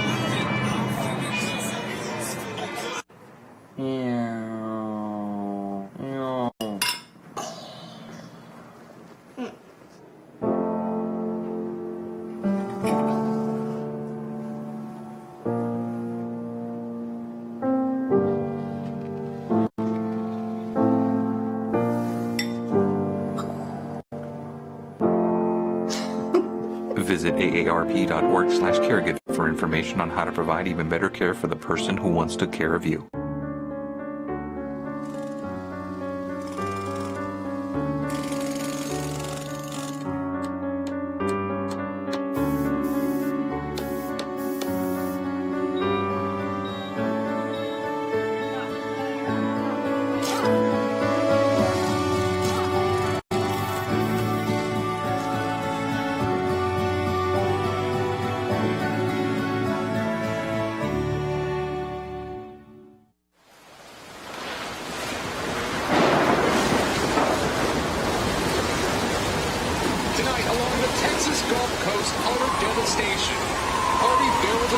tonight, packing 130-mile-an-hour winds, blinding sheets of rain, and a treacherous storm surge. Harvey can't mess with Texas. So donate now to help make Texas whole again. Bye-bye. Hi. Hoping for a crisp breeze to help keep you alert. Oh, he took a sip of water too. That'll probably help. You were probably going to turn down the radio too, so you could focus, right? Probably okay isn't okay. Right. If you see a warning sign, stop and call a cab, a car, or a friend. I think the water line is what really drove it home. I blew on him. And welcome back to our 2017 Region 9 Basketball Media Day. And now joining us on set here at the CEC TV studios, Dixie State University, and for all our radio listeners on 97.7, it's the Hurricane Tigers. And Coach Langston in his 5th year, coming off a 13-win, 12-loss season overall, 3-7 in Region 9. Did make it to the state tournament, lost to the eventual state champs in Ridgeline in the first round. Coach has brought Jackson Last, Adam Hayrand, and Reagan Marshall to represent the Tigers, and we'll hear from the players in just a minute. But, Coach, if we can start with you and kind of give us an overall, bring us up to speed, give us an overall preview of the team, talk about what camps you did this summer and what you guys have been up to since last season. It's been a nice off-season. We played a lot of basketball. In our program, we figured we played about 200 games from freshman through varsity. Our varsity players probably played 50 games this summer. Some of our fun tournaments that we went to, which is a lot of good competitions, UVU. That's always a great one. And then we went up to the Big Mountain Jam this year, which was a fun tournament, which is at the end of June, and had some good teams up there that we played against. And then our normal Dixie State and a lot of other games. As far as these 3 young men that we have here, the 3 guys that played a lot of varsity for us last year, so we feel we have some good experience coming back. Looking forward to good things this year. You know, when we've had some people already on set, some teams already on set, and some are experienced, some are not. We're seeing kind of an overall landscape switch in Region 9, but yet you got to love the fact you have 3 returning starters with a lot of experience. What about the rest of the team? Do you feel like you got some depth behind these 3 guys? We do. We have 3 other really good seniors that will help us out a lot this year, and we have some underclassmen that are big and also good basketball players, and a couple of sophomores I think that are going to also get quite a bit of varsity time this year. Coaches, every season as you end up, I know that first of all, if you don't get quite what you wanted, it's a little bit of a letdown, but quickly you start thinking about next year. What would some of the keys, as you look back now, that you really worked on over that interim between the end of last season and here we are again? I think defense would be the number one thing. We have to be better defensively. We have a good defensive coach on our staff that's really worked with these kids, and I feel like that if we can improve our defense, our man-to-man pressure, and not allowing people to get to the basket, I think offensively we're going to be fine. We've got some guys that can put the ball in the hole, but defensively we've got to be able to stop people. How much momentum can you take from making the playoffs last year? It's tough to get in. You get in and you feel like you got a chance, and then you see Ridgeline go on and win it all. How much has that been vocalized in the offseason? How close do you feel like the program is maybe heading into this year? You know what? At Ridgeline, I don't know if you guys recall that game, but we led for 3 quarters, and we played great basketball. And the kid that's going to go on to play at University of Utah, took over a little bit in the 4th quarter and scored 10 or 12 points against us, and they ended up beating us. But, out of all the games that they played last year in the state tournament, I thought we gave them their best game. That was pretty quiet there in their stadium for over 3 quarters, and we ended up losing to them by 10. But, I think the kids realize that we can play with anybody and beat anybody. So we're looking forward to the challenge of this year. Can you talk about the absence of big men in the region and how that's going to affect your team? Do you feel like you'd be able to go into the post a little easier than you don't have guys like Guyman and Trey Farr guard in the middle? I don't know if we have any real true low post players that we're going to try to go to. We have a lot of guys that can play facing the basket and slash to the basket. basket. Even our big guy that's 6'8", he's more of a 3-point shooter, 15-foot jump, Jackman. We have worked a lot with him in the off season trying to get him under the basket, and he can score around the rim. But for us to try to go to him, to score down low, that's not going to be our number one option. Of course, we want to go inside out just like everybody else wants to do. Sets up our perimeter a lot better if you can get the ball inside. Reagan is a good inside player. He can get the ball and go to the hole. But as far as having a true big low post player that's going to drop step, we have a sophomore that can do that. But other than that, we really don't have anyone that's going to do that. So, how are numbers? How was turnout? How competitive was making the varsity team, and how difficult the decisions did you have to make this year, Coach? I lost a lot of sleep. We had a lot of great kids come out for our program, and unfortunately, it's not like football where if they work hard, they get a uniform. And we had to make some really difficult cuts. So we felt like we kept the kids that will give us the best opportunity to win, and we'll go with that. So, Coach, why don't you bring in the players, maybe introduce them for us, and then tell us a little bit about why you brought them and why they're some of your leader captains on the team. Well, first of all, we brought these three because I feel like they are the leaders of our team. Jackson right here to my left. Jackson was one that played for us and started every game as a junior. Played quite a bit as a sophomore also, and I believe he led our team in every category except for scoring last year. And I think he was only 1 point behind the Parker kid in the scoring. So we're expecting big things from Jackson. He's spent a lot of time. He's grown. He's 6'4", almost 6'5". He'll play a lot of the 1 and the 2 for us this year. And he's a great rebounder, great defender, great shooter, can get to the basket, good jumper. So we're expecting big things from him. And then we have Adam, who is our bulldog of our team. He's a tough football player, good basketball player. Super quick, can guard just about anybody, and we'll depend a lot on him for defense, and also he can get up and down the floor with the best of them. So he brings a lot to our team. And then Reagan, who's been injured, unfortunately, he won't be back for a few weeks. He played a lot for us last year, and he's a stretch 4. A great outside shooter, good hard matchup problem for a lot of teams if there's got a couple of bigs because he can stretch the floor, but yet he can go to the basket also. Good shooter. Good rebounder. He's also 6'6", so we have some height and some big kids this year. Jackson was your point guard all of last year, and you talk about maybe moving him over a little bit to the 2. Who then would be your point guard, and how would that work for Jackson's game? The offenses that we run, it doesn't matter whether he plays the 1 or the 2. It depends on what kind of pressure is brought out. We also have Britton Esplin that plays the 1. Adam can play the 1. JJ can also play the 1 or the 2. So we have 4 or 5 guys that are really versatile at the 1 or 2 positions. So, it just depends on the situation, who we're playing when, who actually play the 1. Right now, we basically call Jackson our 2, but he could play the 1 or 2 or 3. Regan, can you tell us how frustrating it is not going to be able to play for a couple of weeks like Coach just told us? What's going on, and how soon do you think he can be back? Well, I've been out for probably close to 2 months now, and what I did was I tore my hamstring, just a small tear, and it really sucks, but it sucks hard. It's really hard watching the team play, especially like open gyms, getting into the flow. Even like small stuff like conditioning is like one of the hardest things, so I don't know. I hope I'll be back pretty soon. I'll contribute to the team like I'm supposed to, and that'll be fun. Lots of free throw shooting on the sides. Yeah, I keep telling my team I'm going to lead in all categories, so. It's pretty good with nobody guarding. Yeah. That's good. I want to ask about the bulldog there. That's an interesting call. Do you like that idea, concept? I guess it just means you're willing to kind of stick your nose in wherever and make things happen. Yeah, last year they kind of just used me to come in and play tough defense on the other team's best player. Like, they'd let me know who I was guarding that week, and they expected me to shut him down, so I'd go do my film study and just do my best to get in their head and shut them down.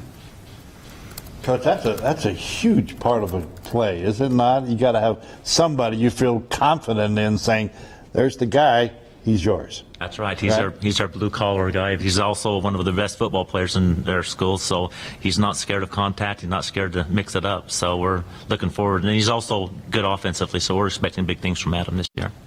Jackson, you averaged almost 15 a game, over 4 rebounds, over 3 assists. I mean, is there something specific that you went into the offseason thinking, I want to improve in this area or that area? If so, what specifically did you try to do? Last year I had a lot in my game that was working for me. And this year, one thing I worked on was just my mindset, trying to be in the right mindset where I'm in attack mode all the time. So I think as far as scoring, I've gotten a lot better. I have a lot more tools in my tool bag. And then that opens up a lot of things for other people. So I think scoring and passing will improve a lot. But, I'd love to see my rebounds and steals go up too. But I think scoring and passing is one area where I've worked a lot. Josh averaged, 16, 17 a game for you, just a little higher than you last year. How do you see that reallocation of his points being divvied up? Yeah, we're going to miss him. He was a great shooter on the outside, but we have guys, we talked about Zane Jackman can come and hit the 3-ball, Britt can shoot the threes. So we have guys that can score. I don't think it's all going to be from one guy this year like it was 17 from Josh last year, but I think we can pick up like 5 points here or there from different guys to make up for it. Now that you've been, played a lot as a sophomore, you started every game as a junior, your senior season, Region 9, I mean, what would like the storybook scenario be like? I mean, obviously Region champs, maybe that 1 seed heading into the postseason. Yeah, that's something, Hurricane hasn't been super great at basketball the last couple of years. Last year was our first year making the playoffs in a long time. If we could get a playoff game at home, I think that would be big, 1 or 2 seed. And then, after playing in Region 9 games at the state tournament, we've proven Region 9 teams can do anything, even from the 4 seed. But getting a 1 or 2 seed come down to Region, I think would be the goal. And then you can do anything from there, come down to Region 9. Coach, get your thoughts real quick on just more teams now and everybody in 4A. I mean, if you take some time, got on the internet and kind of had to look at some of the teams from up north just to kind of get up to speed with the new classification? Well, there's definitely a new breed of teams that are going to be very, very good. Orem and some of those teams up north are very talented. We've had an opportunity to play most of those teams during the summer, whether it was at UVU or Dixie State. So we've seen a lot of their talent. And, you just got to take care of one game at a time. It's, that's the cliche. And so it starts with preseason, getting better for region, and and our expectations are to do well in region and to put ourselves in a position to get into the state tournament. So we'll be disappointed if we don't reach those goals. I got to ask Jackson, you were starting to really garner a lot of attention toward the end of last year. Are you dreaming of playing college basketball? Is that something after your senior year you're going to look into and try to continue on your career? Yeah, that has been a goal of mine for a while. This summer I've been talking to a couple of different junior colleges. And this year I think if I can play as well as, I think I should, I think I will get, a few opportunities to play at the college level, maybe Dixie State. I've been in talks with them a little bit. Or maybe some bigger Division I colleges. That'd be great. Playing in 4A might help get you a little more exposure, huh? Yeah, that'd be good. Adam, talk to me about this weekend, going out there to that preview tournament in Old Richfield. I mean, you guys feel like you're ahead of where you were going into this tournament last year, this season? Yeah, I feel like our team chemistry compared to last year is a lot better. Like, our team right now has played together for, since I can remember, since 5th grade, and we've just been always talking about it. We can't wait till we're seniors. It's just, we're going to have the best time and hopefully a really good year. You guys going down to Vegas too this year, right? That's a different wrinkle for you, Coach, and your guys. That's why we go. It is a different wrinkle. It's a whole different type of ball they play down there. And last year we went down and ended up playing Mountain View for the championship. We won our first 4 games, and they ended up beating us late in the game to win the championship. But it's a lot of fun. We just take 8 kids with us, mainly our seniors and a couple of underclassmen, and we go down and spend 4 days together and play 5 games. And it's a lot of fun. The kids look forward to it, and it's a good experience for our program. Jackson, tell me about rivalries. I mean, every year or every 2 years, it seems like rivalries switch, depending on who's got this big center going against this big center, this great guard going against this guard. Do you feel like now that you're a senior, you've developed a little bit of a rivalry with maybe a couple players in the region or maybe a specific team in the region? I'd say a couple teams we have our eye on. Dixie, they're tough every year, and we love playing against Dixie. They're tough competitors, and, they're fun to play against. And then Desert Hill and Pineview, they had a lot of seniors that graduated, so it's kind of different against those guys. But Snow Canyon has a lot of underclassmen that we've been playing against for a long time, and I think that'll kind of be a rivalry. We had some good games last year that were fun to watch, I think, and I think that'll continue into this year. Cannon, you back in the conference this year, and I don't know. Did you play him last year, Coach?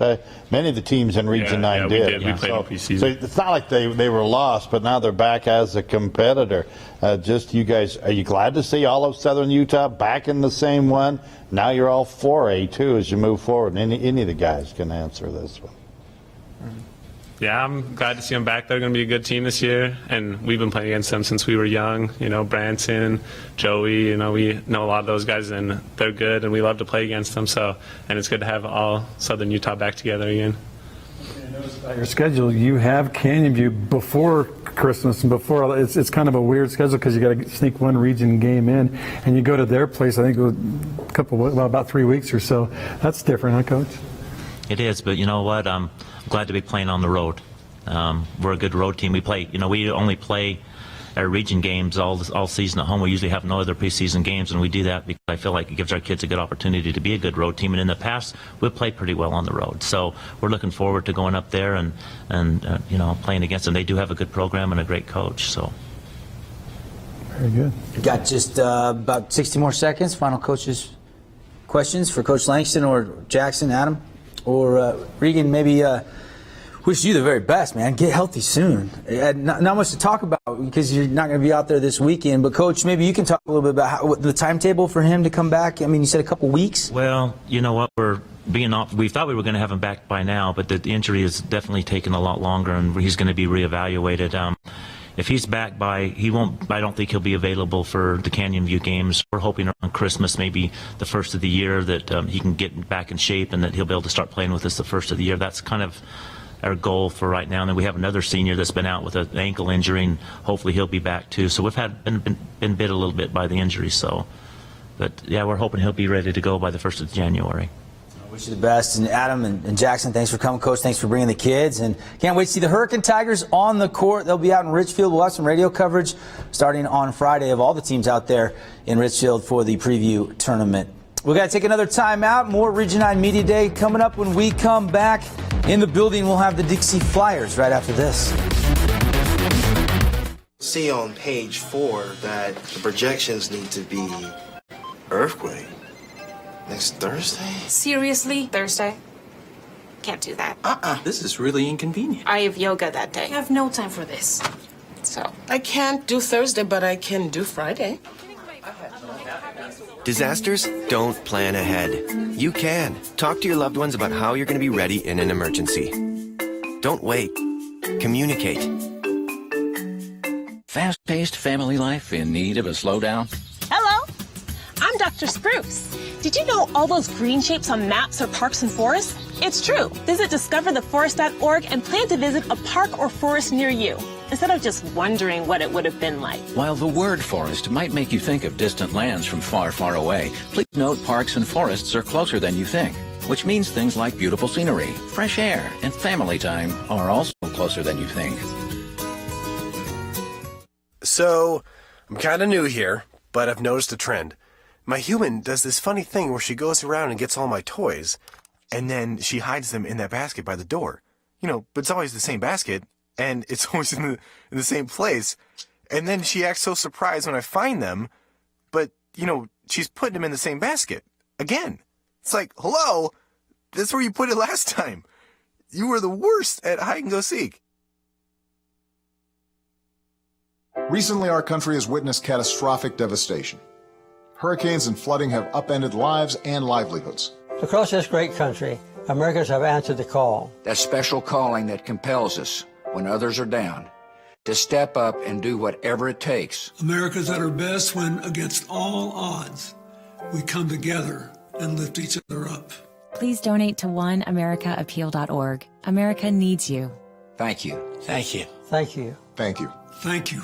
I'm Ferdinand. You look at me and think big. You think scary. But I'm a little misunderstood. Sorry, I almost killed you. Kids with learning and attention issues are misunderstood too. Take the time to understand. Learn more at understood.org. Whoa. Heard about the scarecrow who won an award? He was outstanding in his field.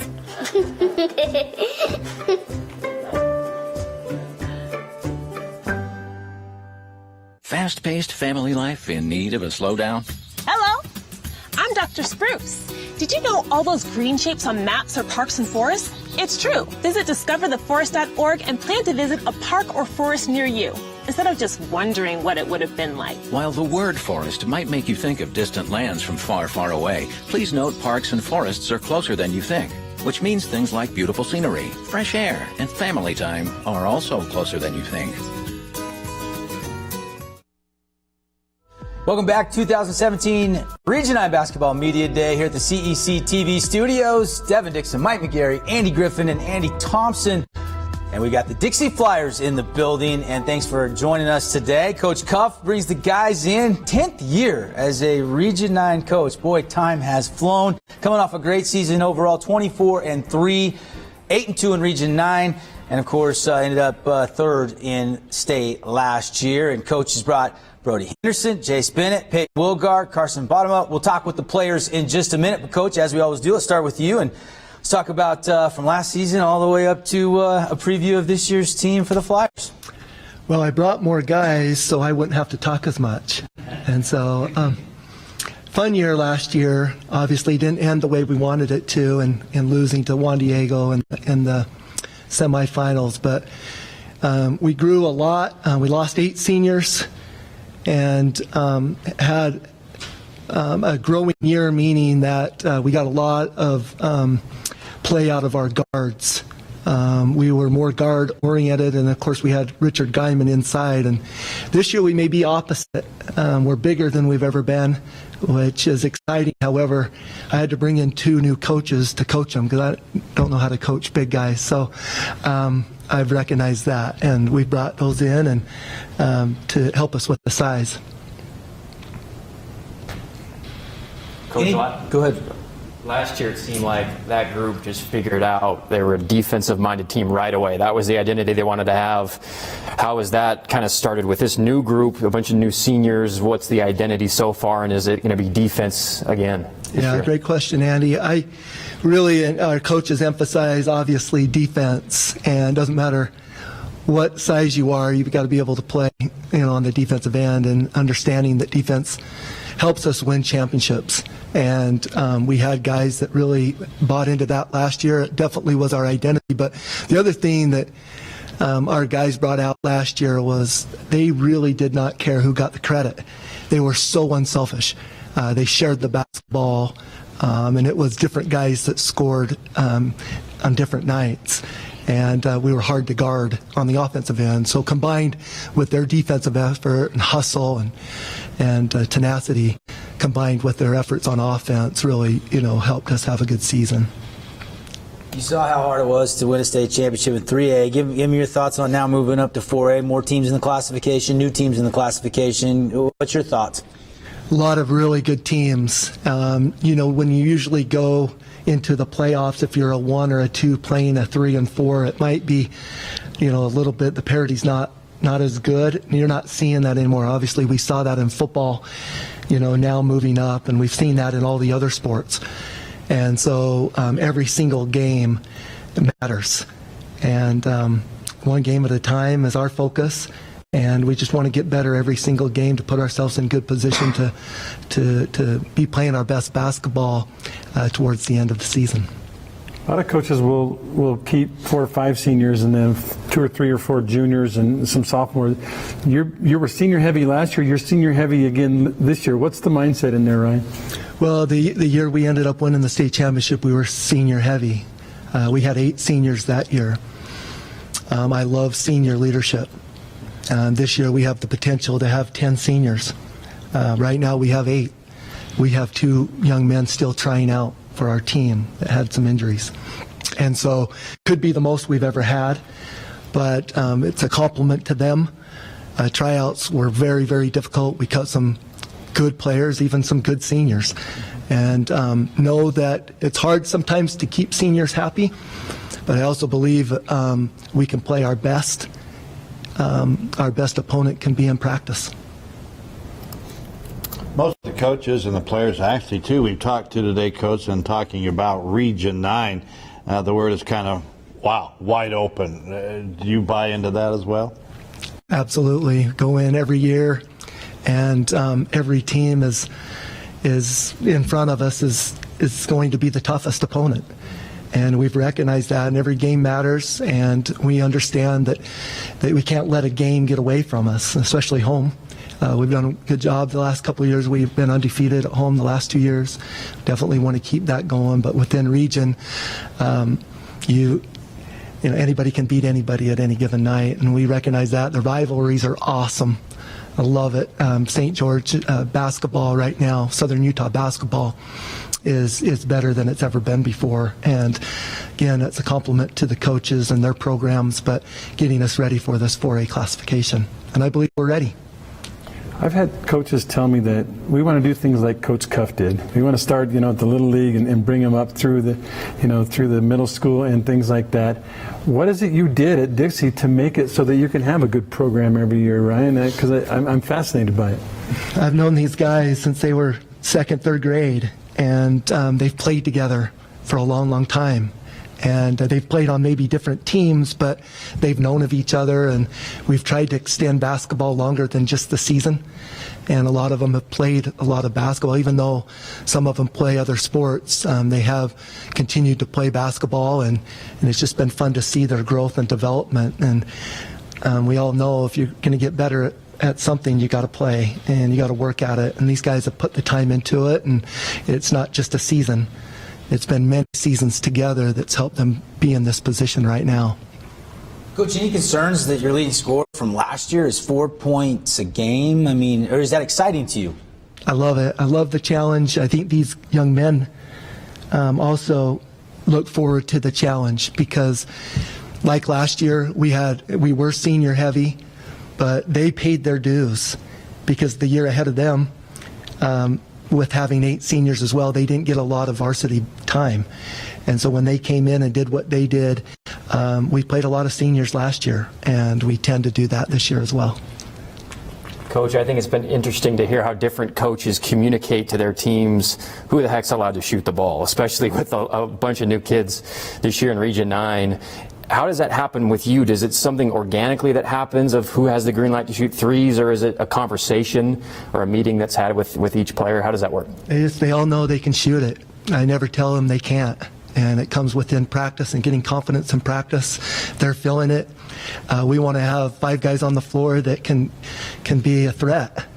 And if I, as a coach, take that away from them, then we're not as strong as we could be. And so all of them, they're not on this team because they can't score. They're obviously on this team because they have that ability to do that and, again, play on both ends of the floor. But we saw that last year. We had different guys step in and score, and again, they weren't really concerned about their teammates in scoring. They got excited about their teammates scoring, and I think this group definitely has the same feelings as well. Dixie Flyers in the building. Coach, why don't we give you the honor? Why don't you go ahead and introduce the guys and why you've brought them here to represent Dixie High today? Well, we in the past have usually had 3 captains. Their teammates selected these guys as captains, and they all got the high votes. In fact, there were 3 guys that ended up tying, and so we wanted to go with what the team wanted and selected, and this is where they are right now. And each of them are leaders not only on the basketball court, but they're leaders off the court, which to me is just as important. They're very good students as well. This is Brody Henderson. He also came from Wasatch last year to us in our program, and had to go against Ty Curtis last year, and battled and had a good year and helped us and helped Ty be the player that he was. And he's hungry. He's really hungry. It's his turn, he says, and he's ready and excited for the challenge as far as our point guard position. This is Jace Bennett. Jace has fought a little injury. He had an ankle sprain and getting back strong. It's been fun to see him towards the end of last week, and then actually not towards the end of moratorium, and then also today getting back to the floor and giving us his energy. He brings a lot of excitement off the bench. from last year, and then looking to this year to give us a lot of energy as well, being a senior leader. And then this is Peyton Wilgar. We recognize him obviously being a great football player and had a great season this year again with his football team. But Peyton is just a vocal leader. Reminds me a lot of Malachi Otis. He makes it fun. And you got to have guys like that, keep things loose. And Peyton even getting these guys ready for the show today, giving them a hard time about them all being nervous, but I think he likes to hide it. He's probably the most nervous one. Yeah, but excited to have him back. He can do everything. He can play the 1 through the 5 position, and excited to see his progress as he gets back into basketball this year. And then on the end, it's Carson Bonema, probably one of our best shooters that we've had in our program for a long time.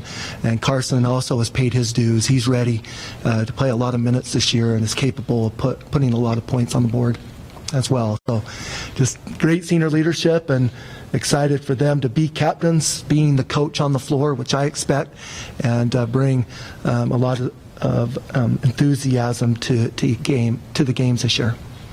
Start with Carson. Carson, pretty obvious. You're replacing one of the stars in Region 9, Richard Guyman. How much did playing with him as a teammate prepare you for the season? He's actually my next-door neighbor, so I've known him for forever. We've been playing one-on-one in the driveway for our whole lives, basically. But he's a great teammate. He's a good example for me, and I think I can learn a lot from him. And, yeah. So who won the one-on-ones? I'm curious here. I mean, he's not here, so go ahead. If I was shooting it good, then I would win. But he blocks me when I try to take it to the hoop. Hey, coaches always talk about basketball shape versus football shape. Obviously, you've been out on the football field for quite some time. Now you transition to the hard court and the constant running of basketball. Do you feel like you're in basketball shape yet, or what's it going to take for you to get there? No, I'm not there yet. It was rough the first couple of tryouts. I was very tired, but I'm getting there slowly. Just running? You just got to run. Back and forth. I've never had shin splints in my life, but I do now. They're not fun.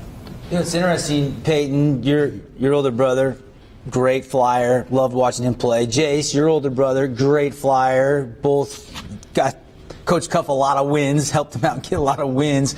How much do you guys lean on your older brothers for advice along with your coaching staff? Do you guys keep in constant contact with them? Yeah, he emailed me before tryouts and is giving me lots of advice. Just don't be scared to do what you always do, and he's always trying to make me better.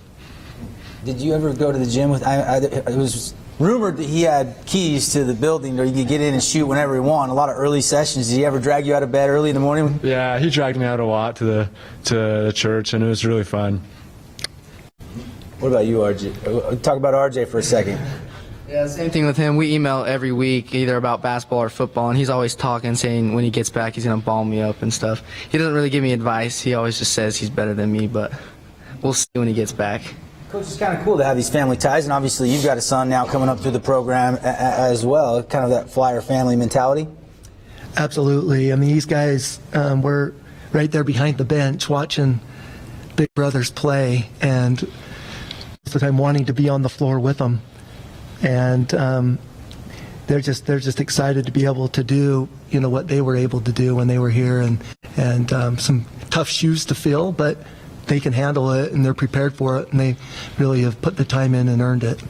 Brody, I'm excited to see you play. I probably know more about your golf game than I do your basketball skill level, but point guard for the Flyers, I mean, what's that mean to you? What's your mindset heading into this weekend's tournament out in Richfield? Yeah, it means a lot. Coming from golf, it's a lot different feel.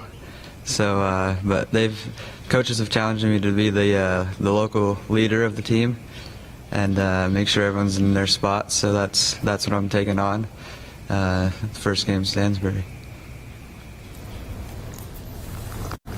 Coming out of being good golf, I mean, just sitting there thinking, talking football and all that it takes to do that, and then we go golf. And nothing against golf, mind you.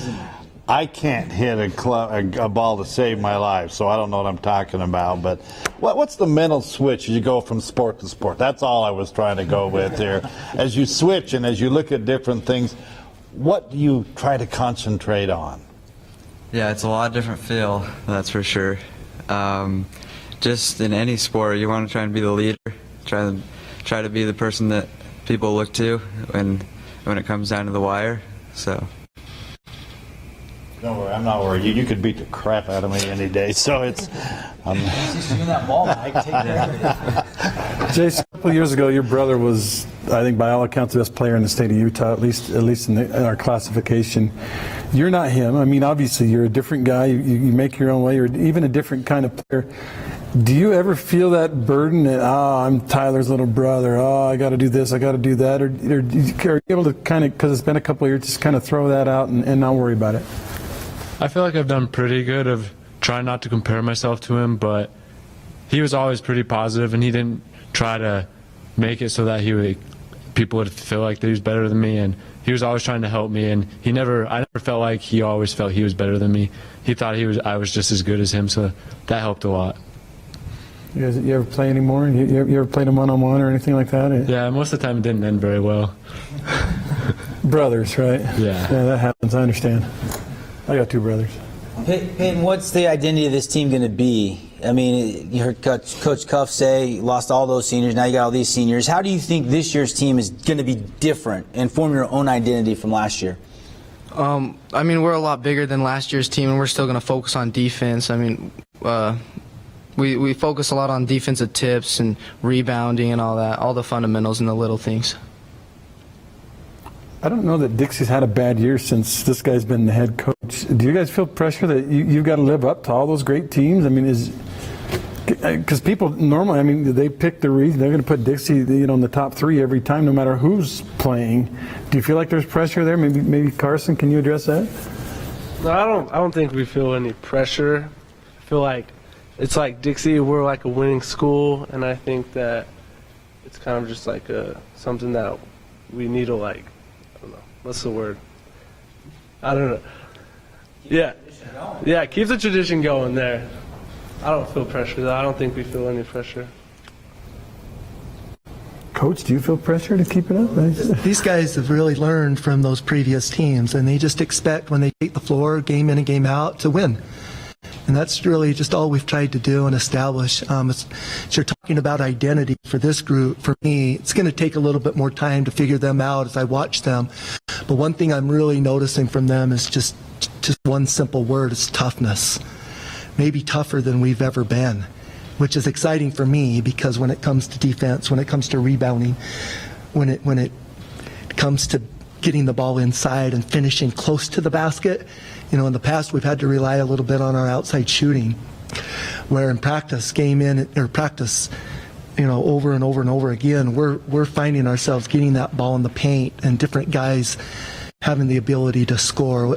We have another senior, Derek Cox, who's 6'8". He's getting stronger and stronger. These guys take a little bit of pressure off him because of their toughness that brings him to be able to go get that ball and keep it high and be able to score around the rim. And so exciting to know that we do have some height, but more than anything, the toughness to go with that height. And we'll get to see that toughness on display starting this weekend back in your old stomping grounds, Coach. They'll play Stansbury Friday and then Emory on Saturday, and we'll have those games for you right here on Sports Radio 97.7 ESPN. Coach and guys, thanks for coming in. Can't wait to see you guys on the court. I know you're probably excited to get that first game going, and best of luck to the Flyers this year. Awesome. Thanks for having us. All right, that's the Dixie Flyers here at our Media Day coverage, and we've got two teams left. When we come back, Pineview Panthers followed by the Desert Hills Thunder after this 3-minute timeout. Once there was a boy who did the same thing again and again. One day, he was told he had autism. He got help and slowly learned how to live with it better. Early intervention can make a lifetime of difference. Learn the signs at autismspeaks.org. Or that the projections would be blood next Thursday? I can't do Thursday, but I can do Friday. Disasters don't plan ahead. You can. Talk to your loved ones about how you're going to be ready in an emergency. Everything starts out small. The things that hurt us, they all start from somewhere.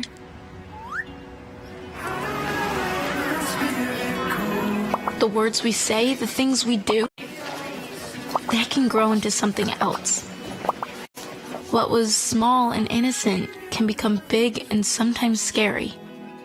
All it takes is one comment, one picture, one video for something to catch fire.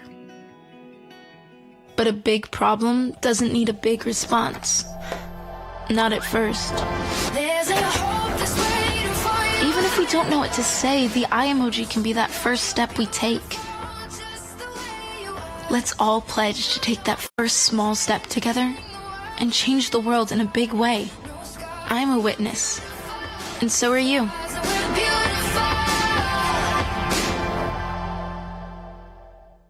What to expect when you're expecting. Like here. A teenager. Today, I'm going to show you how to team-proof your home. First step, hide the car keys. Preferably somewhere they would never look. Challenges will come up.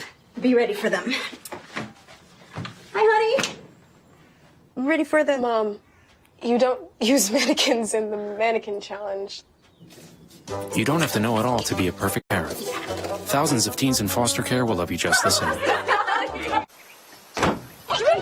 They'll test you. Try to break your will. But however loud the loudness gets, however many cheese puffs may fly, you're the driver, the one in control. Stand firm. Just wait.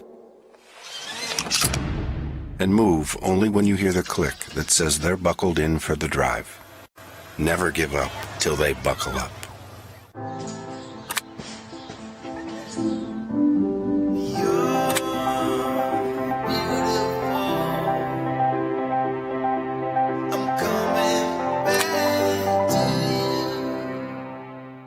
What's Beethoven's favorite fruit? Banana.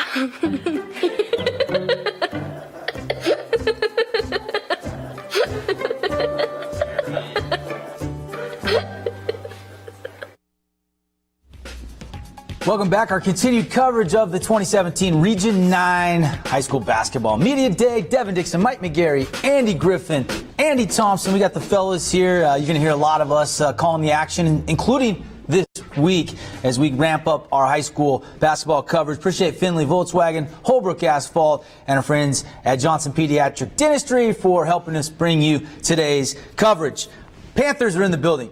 Coach Eves in his second season, coming off a 17-6 year, and of course 7-3 in Region 9.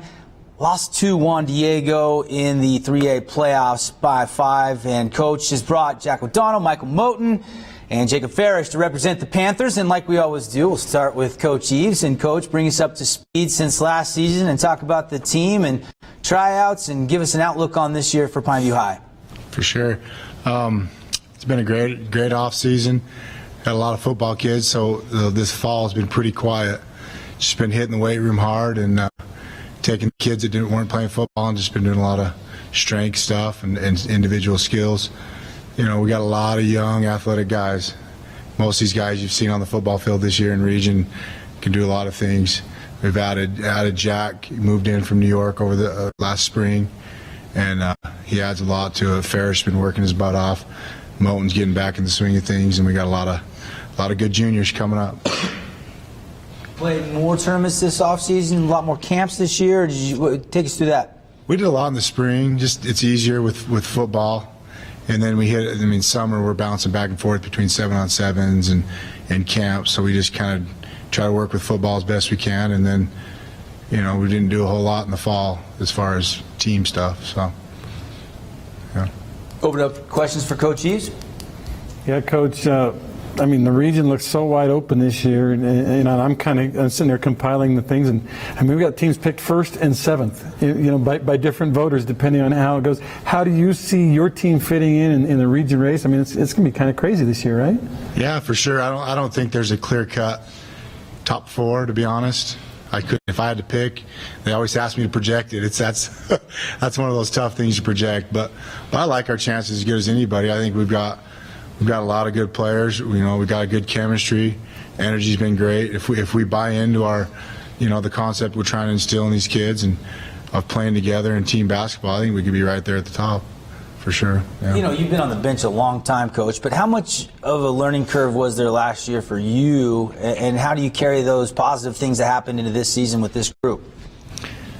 To be honest, last year I felt like the learning curve wasn't as much. Had that group I've been helping out with those guys since 8th grade. Since then, it's been a pretty big learning curve for me. Whole new group. You know, graduated 7 seniors last year. You know, pretty much every guy that got minutes. So the learning curve's been a little bit, you know, trying to understand personnel a little better. You know, understand personalities and things like that. So it's been interesting, but it's been good. How would you compare, Coach, the personality of this new group compared to the atmosphere you had in practice with last year's group? I think energy and speed and athleticism is just, I mean, honestly, this is my 10th year at Pineview. It's probably as good as we've had from top to bottom, just guys that can do a lot of things athletically, you know. Last 4 or 5 years we relied on our bigs and kind of throwing it inside and, you know, played through the post. This year's going to be a little different style, a little more up-tempo, and it's going to be exciting. I think a lot of people, like, who's going to be the breakout star? Because we don't know. I mean, we know Moten, obviously, from his you know, football and things like that, but we don't really know your team very well. Is there some guys that we're going to be like, oh, okay, now I get it now, or what, Ryan? For sure. I think these three right here, for sure. And then, you know, we've got Gavin Bateman that played the point a little bit as a sophomore. Taylor Toller played a lot for us as a sophomore last year varsity. Hunter Moore, Cade's brother. Connor Brooksby, the kicker, played a ton for us. We got a sophomore point guard, Ryan Hopper, just going to play a lot of minutes. I mean, we're probably 9 deep that we really can just get after it. Dallin Brown, look what he did in football. I've always known he's just a good athlete. I mean, we were just talking about on the way over how many times they mentioned him in media day for football. You know, he's a sleeper for sure. I guess I was going to say, and I was just reading one of your comments earlier, and you did use the term, you feel like you might be the deepest you've been in a long time. Are you talking athleticism? And maybe you answer that by saying you feel like you got guys, you can just put any one of them out there and away they go. I think athleticism, but also, I mean, we're probably 2 deep at just about every position, which, you know, like I said, last year, 7 seniors. Taylor Toller played a little bit, and that was about as deep as we went. To be able to have 9, 10 guys that, you know, obviously in region, you know, it's easy to say we're deep, and then you get into region, and then you start to see, oh, okay. But I truly feel like this group's pretty deep. Will you play a lot of guys JV and varsity this year, and how hard was cuts for you this year? To answer the first question, most of these guys will be primarily varsity. We got some good juniors that are going to play some JV minutes, and then we got our sophomore class is really talented. And then, yeah, cuts, that's just a whole nother, it's never fun. I mean, having to tell a young man, sorry, it's just not going to work out, you know, it's tough. It takes a toll on you. Especially when you got guys moving in from New York, right? Yeah. Can you tell? I'm curious about Jack, and we'll talk to Jack in just a second, but maybe Ryan, from your perspective, tell us a little bit about Jack O'Donnell. That's what I was going to say, Pete. It's not like he's this big recruit. You know, we went out to New York. He's been coming. His family has a home in Coral Canyon. He's been coming here for, 10, 15 years, every summer. So he actually knew quite a bit of the guys just playing pickup ball at the rec center. He played with Dwayne Schellenberger a couple years back. So he's fit in really nicely to our system. It's been fun to have him. Well, what does he play? Is he a guard, a swing man, a big guy, what?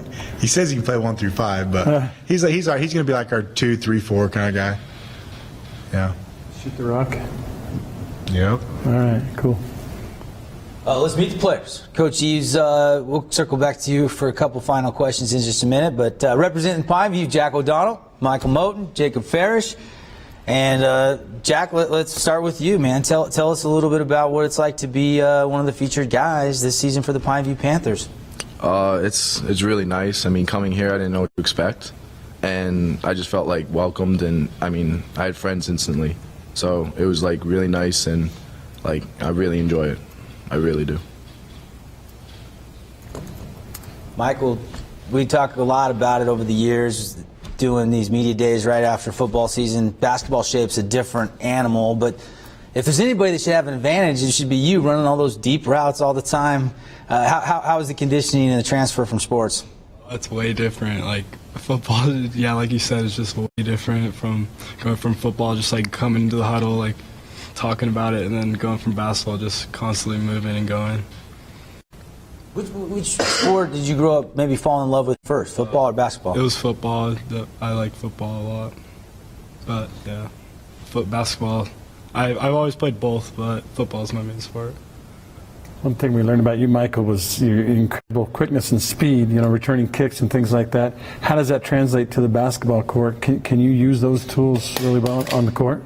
Yeah, just getting down court and getting that full court pass, probably. That's where it comes in mostly. You don't cherry pick, do you? Okay. Jacob, we saw glimpses of you last season. Take me through the offseason. You probably figured you were going to have a big boost in minutes per game and a big expanded role on this year's team. What have you been doing to get ready for that? Take us through what you've been doing. Just starting right after all the summer and spring stuff. Got right into lifting a lot in the summer and in the fall. I was in the weight room multiple times a week, just trying to get a little thicker, a little stronger, to be able to handle myself a little better than I have in the past in the post. Be able to just do that. I've spent quite a bit of time. Me and Coach Eves worked quite a bit in the mornings and stuff, down in the gym, working on post moves and stuff like that. So I feel like I'm a lot better prepared in a lot of ways. I did acceleration to work on my sprint speed and agility and stuff like that. So I feel like I'm a lot more prepared this year. How was it, with Trey Farr, great post last year, you had Roosh before that, and of course your coach is a former post player. Do you feel like that's an environment that has helped you to become a lot better player? How's that been? So yeah, definitely last year, being kind of on the second team, kind of with our theme this year being a Sherpa for the team, is being there to push the main people on the team, being in practice to push Trey and make Trey better. Every practice, every day, definitely made me a lot better, and in every way, going against him on offense, on defense, pushed me. You didn't dunk on you, did you? Because Trey liked to throw down. Never, no. No, okay. Good man. I want to go back to Jack for just a second. Jack, playing summer league with the team this summer, right? Yeah. How's it different? How do you size up the talent in Southern Utah compared to where you come from, which I'm not exactly sure in New York where you're from, Albany. But Albany? Yeah. How different is it? How different of a landscape is it? It's a lot different. Back in New York, I was playing with and against some of the best players in the country. And here it's like there's no shot clock here, and there was one in New York. So I guess the game is a little bit slower. And yeah. It's a different game. There's more defense, more pass. It's like a slower, more offense. And back in New York, it's just run and gun and high scoring games and stuff like that. And I like both. It's basketball still. You have to put the ball in the hoop. But it's just different. And the summer was a lot of fun, a lot of traveling. How's this going to affect this move, recruiting, next level? Does it matter at all? I'm just going to play each game because that I can't control what happens. I can't control what a person likes about me, and all I can do is just play ball. Coach Eves talked about, this team may be one of the more perimeter type team than years past. Do you actually believe that he's actually going to do that, or is everything going to be initiated through the paint this year, Jacob? What do you think? I definitely think it's going to be different than last year. Last year we had multiple guys like Trey. Yeah. So this year it's basically just me and Brooksby, and so I think it'll be different than last year, where it's more focused on the perimeter, but I definitely think it's going to be run through the paint, just not quite as much as last year. Michael, what are your thoughts on this weekend? You got Richfield, and you went to season underway. I know everybody's going to be excited to get out on the court. Do you guys feel like you're going to surprise some people? You'll be really seamless, or do you think it's going to take some time for this group to really find their cohesive chemistry? I think our chemistry is good, and I just think teams will be not expecting how fast and athletic we will be this year. Got just a couple more minutes with the Pineview Panthers here, and Coach Eves. We got Jack O'Donnell, Michael Moten, Jacob Farish Coach, what do you want to see from the kids this weekend on those first 2 games? It's always important to get off to a nice start. For sure. We got Enterprise on Wednesday at home. That's true. So I'm just looking to see who's gonna gel well together. I know the nerves and jitters will be there a little bit, but I just want to see what we can do. I mean, today was kind of our first day really putting our kind of guys we're going to probably start and our top 7 or 8 guys on one team, and it was fun. It was like all right, here we go. You can just see. I mean, athletically, it's pretty nice. So if we can keep doing those little things we've been working on, should be a good weekend. How much have you talked with the team about just the landscape of 4A with all the new teams, bigger classification? We haven't focused on those Utah County teams a whole lot, but we are heading up to Logan next weekend, and so we've talked a little bit about. Hey, we're going. This is we're hitting the big schools this year, so it'll be a good test for us to see where we're at compared to 4A. Have you changed much your first year to your second year, Ryan, and how you coach and what you coach and the way you even run practices and things like that? I think I'm trying to be a little more. I don't know if calm's a word, but just maybe a little more positive, a little more energetic. Praise guys when they do good things. Focus on the team aspect of it, and that if we can do that as a team, and if I can kind of lead them in that, I think it'll help us our season a ton. So. That's strange because we had all these new coaches. I think 3 or 4 new coaches in the region. This year, no new coaches. So I guess, nobody got fired. That's good. I just feel like maybe you're starting to make it your own. Then make it Ryan Eves' team instead of that team that you inherited from Darryl.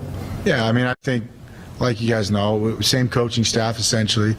So it took a little bit of transition. All right, these are some of the tournaments and things we're still going to do. We did last year, and now that I've had a full season, we kind of made some adjustments, and but we've been playing the same more or less for years, and that's kind of our bread and butter. So we'll stick with it. I was getting excited about the Coach Walk Classic just because I knew him so well. Had so many great conversations. It's good to see you guys are going to keep that rolling, and a little bit earlier, maybe a few days earlier this year. Yeah, about a week and a half before Christmas. It'll be fun. December 14th, 15th, 16th. Still going to be Dixie State? Dixie State, yeah. Well, almost all our games there. What do you think about Canyon View coming back into the region? Coach Potter and the boys? Well, Blackner's a stud. I mean, you say what you want. He's a good player. He's probably one of the best players for sure in our region and in the state. He does a little bit of everything. So you can't count them out, They've won their region the last couple of years, I think, the last 2. But it's back to Region 9. It's going to be a dogfight, but they got a good team. Coach Potter does a great job up there. I think they're probably, in my mind, they're probably one of the top favorites, I would say. What's a region goal for this year's team? I mean, is there a number you'd love to see? A realistic? No, I know we want to go undefeated, but no, I think getting a home playoff game. Obviously, last year we didn't get that home playoff and kind of put us in a bad spot, playing a good region and Juan Diego team. I'd like to get a home playoff, finish first or second, get some momentum going into the playoffs. Final questions for Coach or any of the players from Pineview, guys? I was just curious. I know the coach. I'm going to ask the players here. Coach said he's calmer this year. Is that right? Jack doesn't know. Does anybody dare say? I'm just asking. Yeah, I definitely think he's calmer than last year. Boy. There you go. You got backed up on it. Finally. That's a good job. Again, November 29th, they'll play Enterprise, and then out to Ridgefield, we'll have some of those, both those Pineview games out in Ridgefield live right here on ESPN Radio. We'll take a time out. The Pineview Panthers, Coach Eves, thanks for bringing the kids in. Jack O'Donnell, Michael Moten, Jacob Farish. Best of luck. We'll see you on the court, guys. 3-minute timeout. We come back, and Desert Hills will join us on set. We'll preview the Thunder, and then we'll have some of our all-region awards and kind of wrap up all of the festivities today after this timeout. 150 over 90. 180 over 111. 160 over 110. I had a stroke. This is what high blood pressure looks like. You might not feel its symptoms, but the results from a stroke are far from invisible or silent. If you've come off your treatment plan, get back on it or talk with your doctor to create an exercise, diet, and medication plan that works for you. Go to loweryourhbp.org. If I would have followed a treatment plan, I would not be in this situation.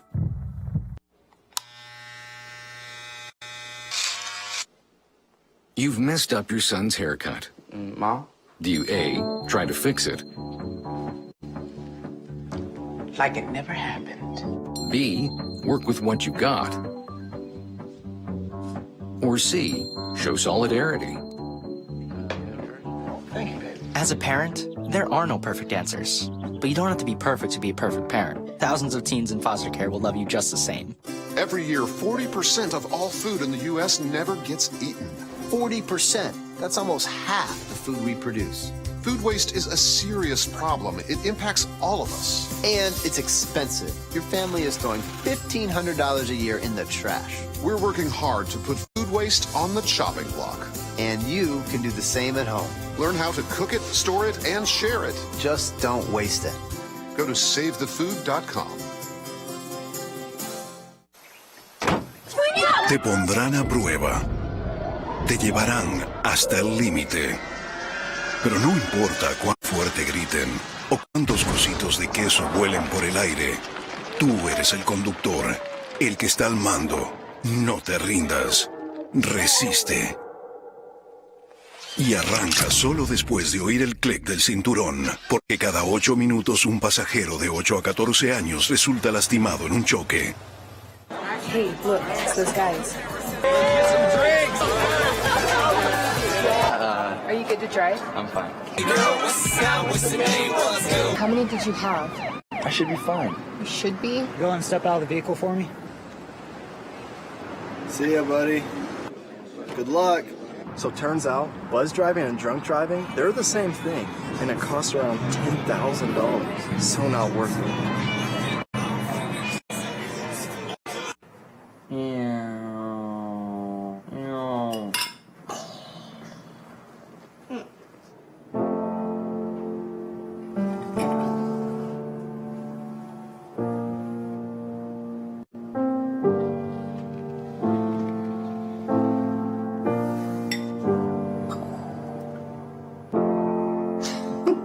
Visit aarp.org/caregiving for information on how to provide even better care for the person who wants to care of you.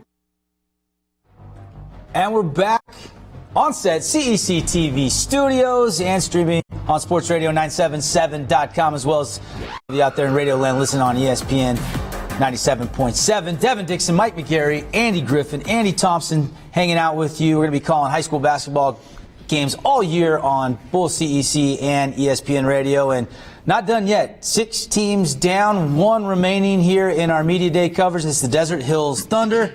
A great season a year ago, going 21-6, 9-1 in region, earned the number 1 seed, ended up losing in that tough third place game by a point, took 4th in state, and Coach Turley has brought Trey Allred, Tucker Peterson, as well as Tyler Mars and Tyler Weber to represent the Thunder. But first, as always, we'll start with you, Coach. Thanks for coming and take us from last season all the way through the offseason, bring us up to speed on what you guys have been doing, and give us an outlook for the team this year. Will do. Well, first, thanks for having us. We're excited to be here. It's been an enjoyable first couple of weeks with these boys and building our team up. Last year was a great year. We were picked to finish 3rd in region, but our kids just really gelled and came together well, and we finished the region off the right way, and then had a pretty good run at state. And then this off season, had 7 seniors last year, so this off season we had a lot of kids that we needed to get a lot of court time. So we've been going to camps, been going to some tournaments in the spring and summer, and just putting a lot of time in the gym and the weight room. And so I really like what I'm seeing so far from these boys. And I thought we learned a little bit about ourselves this summer, that we could beat anybody on one day, but then we could turn around and lose to anybody on the next day. So to me, that's a little sign of inexperience and these guys not understanding that you have to play with the same intensity and effort game in and game out. So that's kind of been our focus, and starting in practice and trying to have that intensity for every drill and every minute they're out there on the floor. So, but I like the direction we're going. The kids are excited. They're playing hard. They're playing hard for each other, and they're being very coachable. And so we like the things we're doing. You don't have any returning starters, but you got guys that saw a lot of minutes. And for people that don't remember, I mean, your 4-point loss and really had a nice lead there down the stretch against Ridgeline, and obviously that close to a state championship. How much does that help this group coming back in now that they're upperclassmen? Well, I think they got a taste of what it's like to play in the state tournament in that venue, and to come so close. That was difficult to swallow. So I think that's helped motivate these guys to kind of make a name for themselves and for their team this year. And so I think it's done nothing but motivate them, and they want to get back there and maybe take a step closer. Coach, I'm been studying all the projections and ballots and everything. Desert Hills is still, even though you lost 7 seniors, right? Projected to finish at the top again in their region. What would you attribute that to? I mean, why is Desert Hills so well thought of? That's a great compliment. I don't know for sure, other than I think we've had a pretty consistent program for the last 10 years. Coach Melessa, he came over and we came over together and kind of built a strong foundation. I think we just carried on with that, and there's high expectations. The kids know that there's a high demand, and they want to be accountable to themselves and to their teammates. And so I just think with that foundation and that tradition, I think that year in and year out we're a pretty competitive team. The big question I have is, where's the point production going to come from? Because with Tanner and Hokinson and Cam Clayton and Matthews, I mean, that was 42, 43 points that all graduated. Can you give us a little insight on how your scoring options will be this year? Well, I think we got to do it as a team this year. We don't really have someone that can go off and, for 30, 40 points, or at least not that we know of yet. I think Tucker has a lot of experience, and he's a kid that can score it, and really like his game, mid-range game around the basket, and he's starting to develop his outside shooting as well. So he's a kid that can score it, and we've got some post players this year that we can throw it into that we didn't really have last year as far as a post player. We played more 5 out and a lot of spread you out and penetrate and kick. This year we're a little different. We got some post guys that we can throw it into with Ryan Mars and Taylor Cox. They're both not here tonight, but they're a big part of our team and what we're trying to do. Tyler Weber is probably one of our better outside shooters. If he's got his feet set, can step into it, he's as deadly as anybody we had last year. So we expect a lot of things from him. And Trey does a phenomenal job of finding the open guy and getting people the right shots in the right spots. And he has a knack for scoring a little bit as well. So anyway, those guys, and then obviously Tyler Mars, he had quite a bit of experience last year coming off the bench and really played well at times. So he's a kid that we really like around the basket, but he's developed his game as well from the outside. He can shoot threes, he can post you, he's got a mid-range game. He's getting better and better at the foul line. So we've got quite a few options. I can't tell you right now who's going to be, that guy game in and game out, but I really feel like we need to do it as collectively as a team.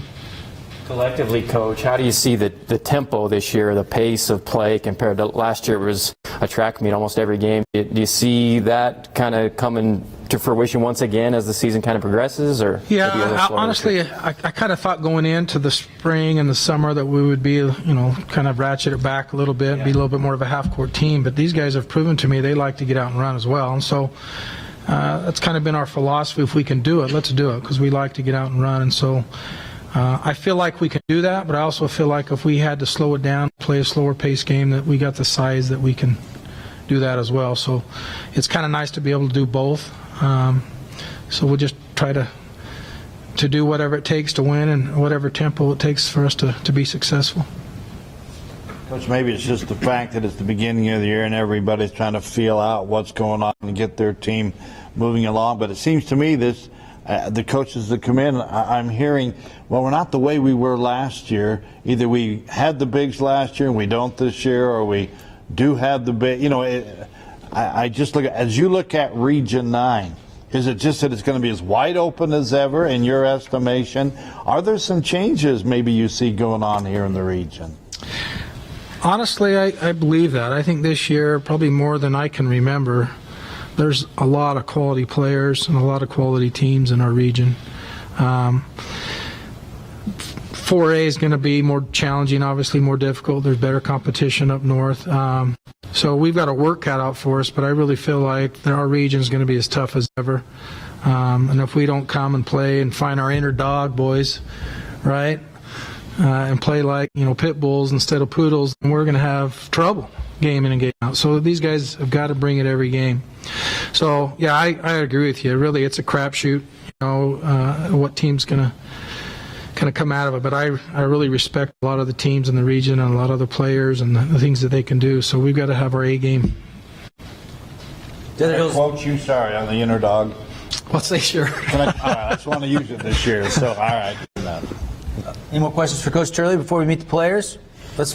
Coach, why don't you have the honor? Go ahead and introduce the guys you've selected to come represent the Thunder and tell us a little bit about them. Well, I'll just go down the line and I'll let them speak for themselves. They're quality young man. But this is Trey Allred. He played quite a bit towards the end of the year last year as a point guard, backup point guard. But he's doing a phenomenal job. One of our best leaders. Very vocal, has the ball well, and gets us in and out of things very well. And he's a competitive kid that just doesn't back down. So we really love that about him. And then Tucker Peterson has got a lot of talent. This kid, I think, if he will bring that intensity and that pit bull attitude every second he's on the court, I think he could have a phenomenal season. He's got a lot of athletic ability. It's just a matter of being consistent with his intensity, and we've really saw an improvement with that. And then Tyler Mars down here. He's probably one of our taller kids, 6'6". Is that right, Tyler? Yeah. Okay. He's playing our small forward. He can play the perimeter. He can post. Like I said, he's a kid that has a lot of talents and a lot of skills. He handles the ball better, and he's becoming a better passer. And so you're going to see a lot of nice things from him this year. And then Tyler down there, we talked about a little bit earlier. Great, tremendous team player. He's all about what he can do to help the team. And he's going to have to play some mad dog defense to help our team this year. But he's also a kid that can flat out shoot it when his feet are set. So we're excited to see him develop and improve and help our team. But I'll let these guys talk for a minute. So Trey, how'd you divvy up your summer between baseball and basketball? I tried to balance it out as much as possible, just going to all the different camps we had. Fair to say your first love is baseball, but you're pretty darn good at basketball, man. What's the mindset going into the season? Just trying to do whatever I can for the team. I don't know. I'm playing basketball this year, so I've got my mind to it. Trey, I'm curious, Coach was talking about you guys finding your inner dog this year. I know last year when you came in, it was like instant energy. You go steal it from somebody diving around, spark plug definitely for the team. Does your approach have to change when you're getting more minutes this year, or can you somehow harness that much energy in more minutes, do you think? I'm going to just try to keep on being the spark plug. I mean, if I get tired, I'll just get subbed out, hopefully. But hopefully not too often, but yeah. I know, but no, I'm going to continue to go all out. But Tucker, how much did seeing significant minutes help you last year in the confidence department? That's what I'm curious about.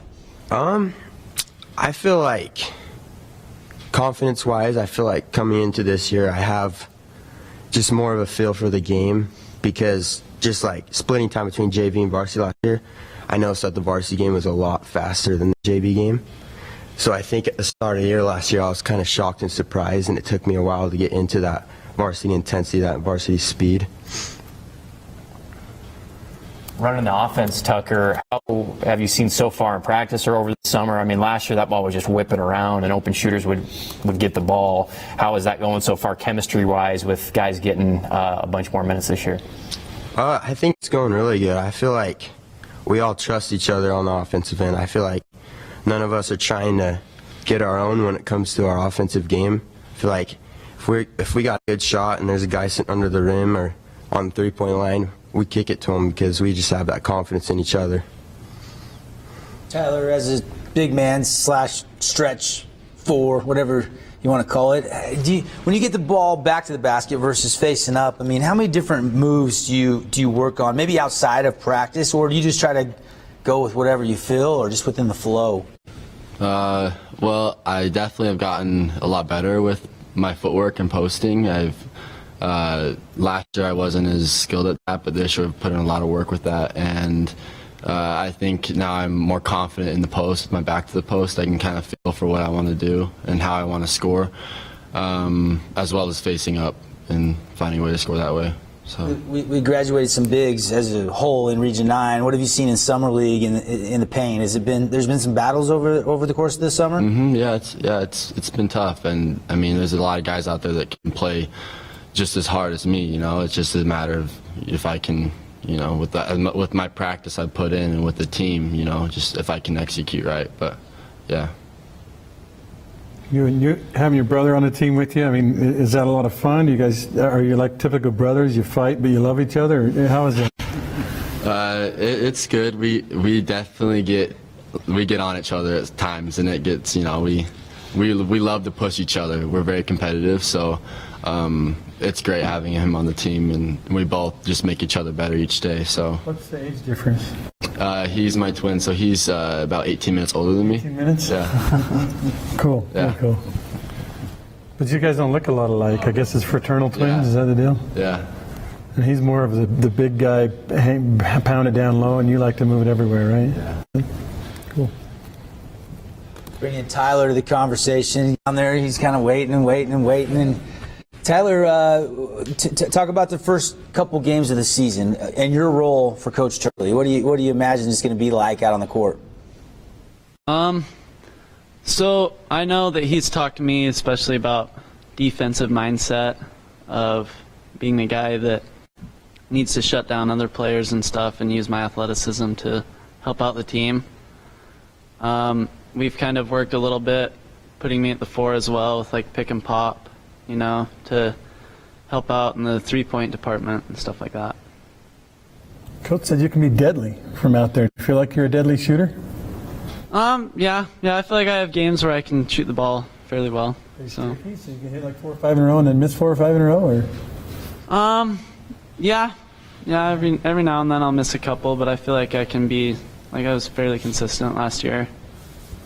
Cool. How much time do you work specifically on the three-point shot? Do you play more threes than free throws, for instance? Probably a little bit more than I do free throws, but yeah, I spent a lot of time out at House of Hoops before it closed down on the gun, getting up tons of shots. What's your best number on the gun? Oh, probably, I think I got like 200 out of 250, somewhere in there. And you can't make that many in the paint. My whole life I haven't made more. 200 out of 1,000, maybe. We got about 4 minutes left here. More questions for the players? We've kind of asked all the players. We've alluded to it a little bit. The fact that this year a little different. Added back in another team that was a part of Region 9. You've moved up to 4A division. Do those kind of things? Do you think about those, or do you try to say it's another year? We just got to go out and play. And I'm going to borrow the coach's thing here. You got to just get that inner dog rolling again. I like that, by the way. I'm going to keep using that. Any of you can answer that. Just is it different? How do you feel this year looking forward? Well, we're used to playing Canyon View. We've played them all growing up. So I think with that mindset, it's just another year. And we just know that now that we're in 4A, we got to compete even harder. I mean, we're still going to have that inner dog, and we're going to compete as well as possible. All right. Anybody else want to comment on that? I think it's awesome that we have another team in our region. That's 2 more region games for us, that high intensity that comes with the region games and just the fun crowds, and I think it's awesome. But the thing is, when Canyon View left the region a couple of years ago, they weren't any good. They're pretty good now, right? I mean, it's different. It's a whole different thing, right? Right, Tucker? Don't you think? Maybe playing Canyon View, Blackner and those guys? I have a lot of respect for Canyon View. I've played with a few of those kids just through the years, summer ball, and they got a good team. They're tough. They're scrappy, and I think sometimes in the past, when we've got hit in the mouth by scrappy teams, we've kind of not played as well. But I think that's a big thing that we've changed over the years is we just sit right back when we get playing in those scrappy games. Tyler Mars, is there a target on Desert Hills back being defending champs, and you guys went deep into the state playoffs and stuff? Do you feel like that teams will be gunning for you? Oh yeah, I think they're gonna come after us. I mean, our region is very competitive and very tough. Every team could be any other team, so I think that all the teams are going to go after each other, especially us, since we won region. They want to come and beat us, so we're going to go out with our best every game. bring back in Coach for just a couple final comments on the schedule. The Central Utah preview, you're going to get a chance not only to play some good teams, but you're going to see a lot of the other Region 9 teams out there.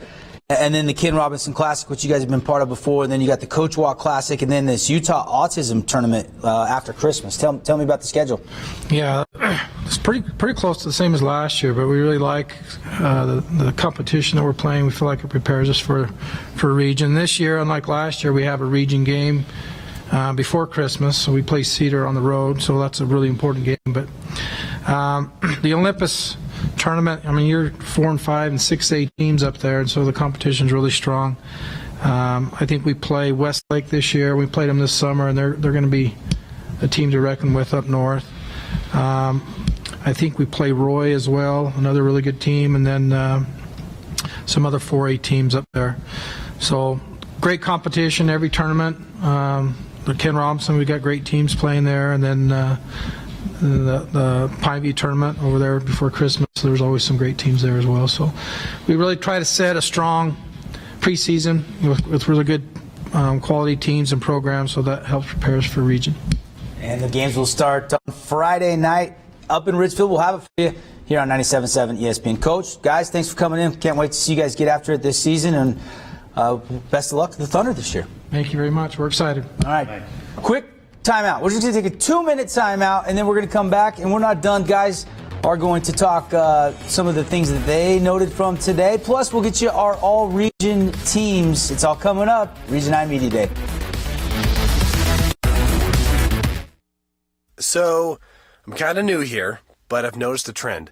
My human does this funny thing where she goes around and gets all my toys, and then she hides them in that basket by the door. You know, but it's always the same basket, and it's always in the same place. And then she acts so surprised when I find them, but, you know, she's putting them in the same basket. Again. It's like, hello? That's where you put it last time. You were the worst at hide and go seek. Recently, our country has witnessed catastrophic devastation. Hurricanes and flooding have upended lives and livelihoods. Across this great country, Americans have answered the call. That special calling that compels us, when others are down, to step up and do whatever it takes. America's at our best when, against all odds, we come together and lift each other up. Please donate to oneamericaappeal.org. America needs you. Thank you. Thank you. Thank you. Thank you. Thank you. I'm Ferdinand. You look at me and think big. You think scary. But I'm a little misunderstood. Sorry, I almost killed you. Kids with learning and attention issues are misunderstood too. Take the time to understand. Learn more at understood.org. Dad, heard about the scarecrow who won an award? He was outstanding in his field.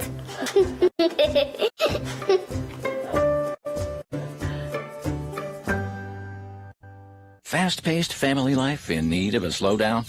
Hello, I'm Dr. Spruce. Did you know all those green shapes on maps are parks and forests? It's true. Visit discovertheforest.org and plan to visit a park or forest near you, instead of just wondering what it would have been like. While the word forest might make you think of distant lands from far, far away, please note parks and forests are closer than you think, which means things like beautiful scenery, fresh air, and family time are also closer than you think. And welcome back. Final segment today. Boy, it's been fun. Thanks for locking us in here on CEC TV or Sports Radio 97.7 ESPN. And make sure you read up about it. Andy's going to have a story on St. George News after we're done as well. And if you missed any of it, we'll have all these archived on the CEC YouTube page. So you can go back and watch your favorite team. If you missed any of our coverage, we started at 3:30 and went through all 7 teams, including now Canyon View, which is back in Region 9. And fun day. Mike, I want to start with you, man. Just give me some of the key points that stood out in your mind from what we heard today. Yeah, just real quickly. I loved what I heard from all of them, the coaches, the kids. They're excited about it. I think they're looking forward to the year. I like the idea of bumping up to 4A. They like the idea of bringing Canyon View back into the conference. And then I just think everybody is kind of excited about it, but there's always a little bit of unknown out there. I think every team kind of said, we're not sure quite about this, but we feel good. We like our kids. I love what I heard from them. Again, what can we say? Region 9 basketball, Look out, here it comes. AT, what stood out to you? I think in Region 9, we talk about it in basically every sport, but this year, especially in basketball, with all of the new faces, we talked about inexperience, but there's a trust that these coaches have in players that haven't seen a lot of time. And I think that, is good.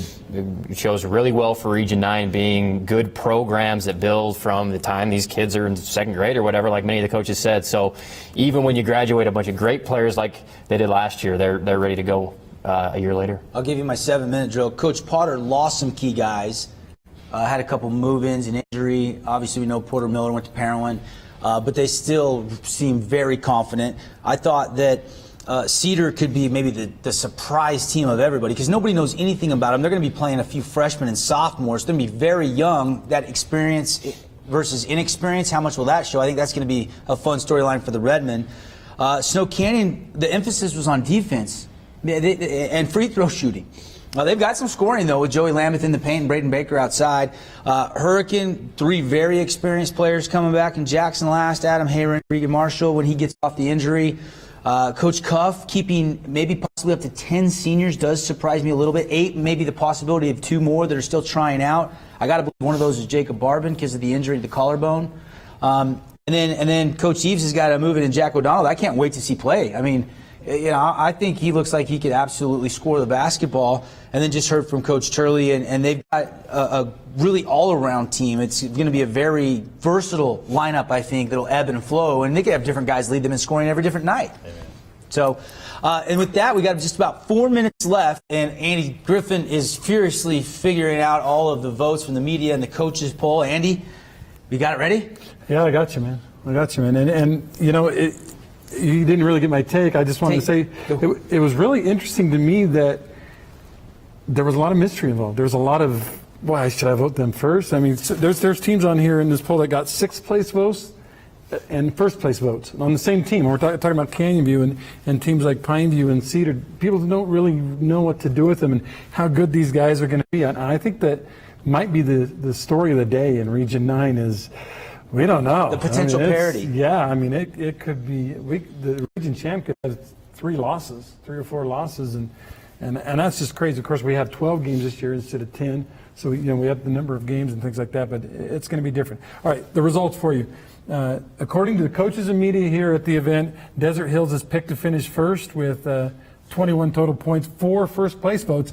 This is interesting. Canyon View picked second, but they had more first-place votes. They had 6 first-place votes, more than Desert Hills, but they had 23 points, so 2 points behind Desert Hills. Dixie picked third. They had 1 first-place votes. They had a whole bunch of 4th and 5ths and 3rds and 1 first and 1 second, and that's what I said. It's just kind of crazy the way the region is. Hurricane picked 4th with Jackson Last leading the way, 45 points there. Pineview picked 5th, 51 points. Snow Canyon 6th. They did get 1 first-place vote, and it wasn't their head coach. So I thought that was really interesting. And then Cedar picked to finish 7th in the region. As far as the all-region team, Branson Blackner was the only player to appear on all 11 ballots. He would be your preseason MVP, but only on all but 1 ballot were Braden Baker and Jackson Last, the Snow Canyon and Hurricane stars. Ethan Betcher and Tyler Mars would also be on the first team. Second teamers would be Tanner Cuff. Didn't hear from him today, but certainly a great player, as well as Tucker Peterson, Joey Lambeth, Carson Bottima, and Joey Robertson. And then others receiving votes, Grant Parker Hyde, a new guy, as well as the O'Donnell kid, another new guy that we don't really know anything about yet, and then Michael Moten and Trey Allred. So there you have it. Yeah, any surprises on that list, you guys? I think the surprise is Canyon View picked so high in their first year back, and I think you just kind of answered why. I think people know the talent of Branson Blackner. Yeah, he's a stud. I mean, he's a guy that can really take over a game, and there's just too many question marks about who's going to be the guy for these other schools, and I think that's why you're seeing so many people vote that way. Now I'd love to take this, come back at the end of the year, and compare and say, I didn't know near as much as I thought I did. Or, dang, I'm good. One of the two things it never works out like that. Yeah. I will say this in football, we did pretty good this year. We had Dixie winning and then Desert Hills and Pineview. Just for the record, Des News had Desert Hills 1, they had Dixie 2, Hurricane 3, Pineview 4, and then they had Canyon View 5th. Wow. So our coaches, our media see it a little bit different. And and they were just 2 points behind Desert Hills in our poll, so we have them a lot higher. Almost, in fact, they were first until I got the last ballot in. So, good stuff. That's going to wrap things up for us. Thanks so much to our behind-the-scenes crew, Paul back in the ESPN studio, of course, Marcus, Lauren, James, Dave, the entire staff, Tara here at CEC TV. On behalf of Andy Thompson, Andy Griffin, Mike McGarry, Devin Dixon, saying thanks for watching the 2017 Region 9 High School Basketball Media Day. And again, if you missed any of the coverage of one school or another or all of it, you can go to the CEC TV YouTube page. We'll try to get these archived as soon as we can, maybe on sportsradio977.com as well. Special thanks to Findlay Volkswagen, Holbrook Asphalt. We're going to be bringing you some of the high school basketball coverage, as well as Johnson Pediatric Dentistry, some of our behind-the-scenes partners to bring you today's Media Day coverage as well. I'm Devin Dixon saying thanks for watching, and we look forward to a great Region 9 high school basketball season.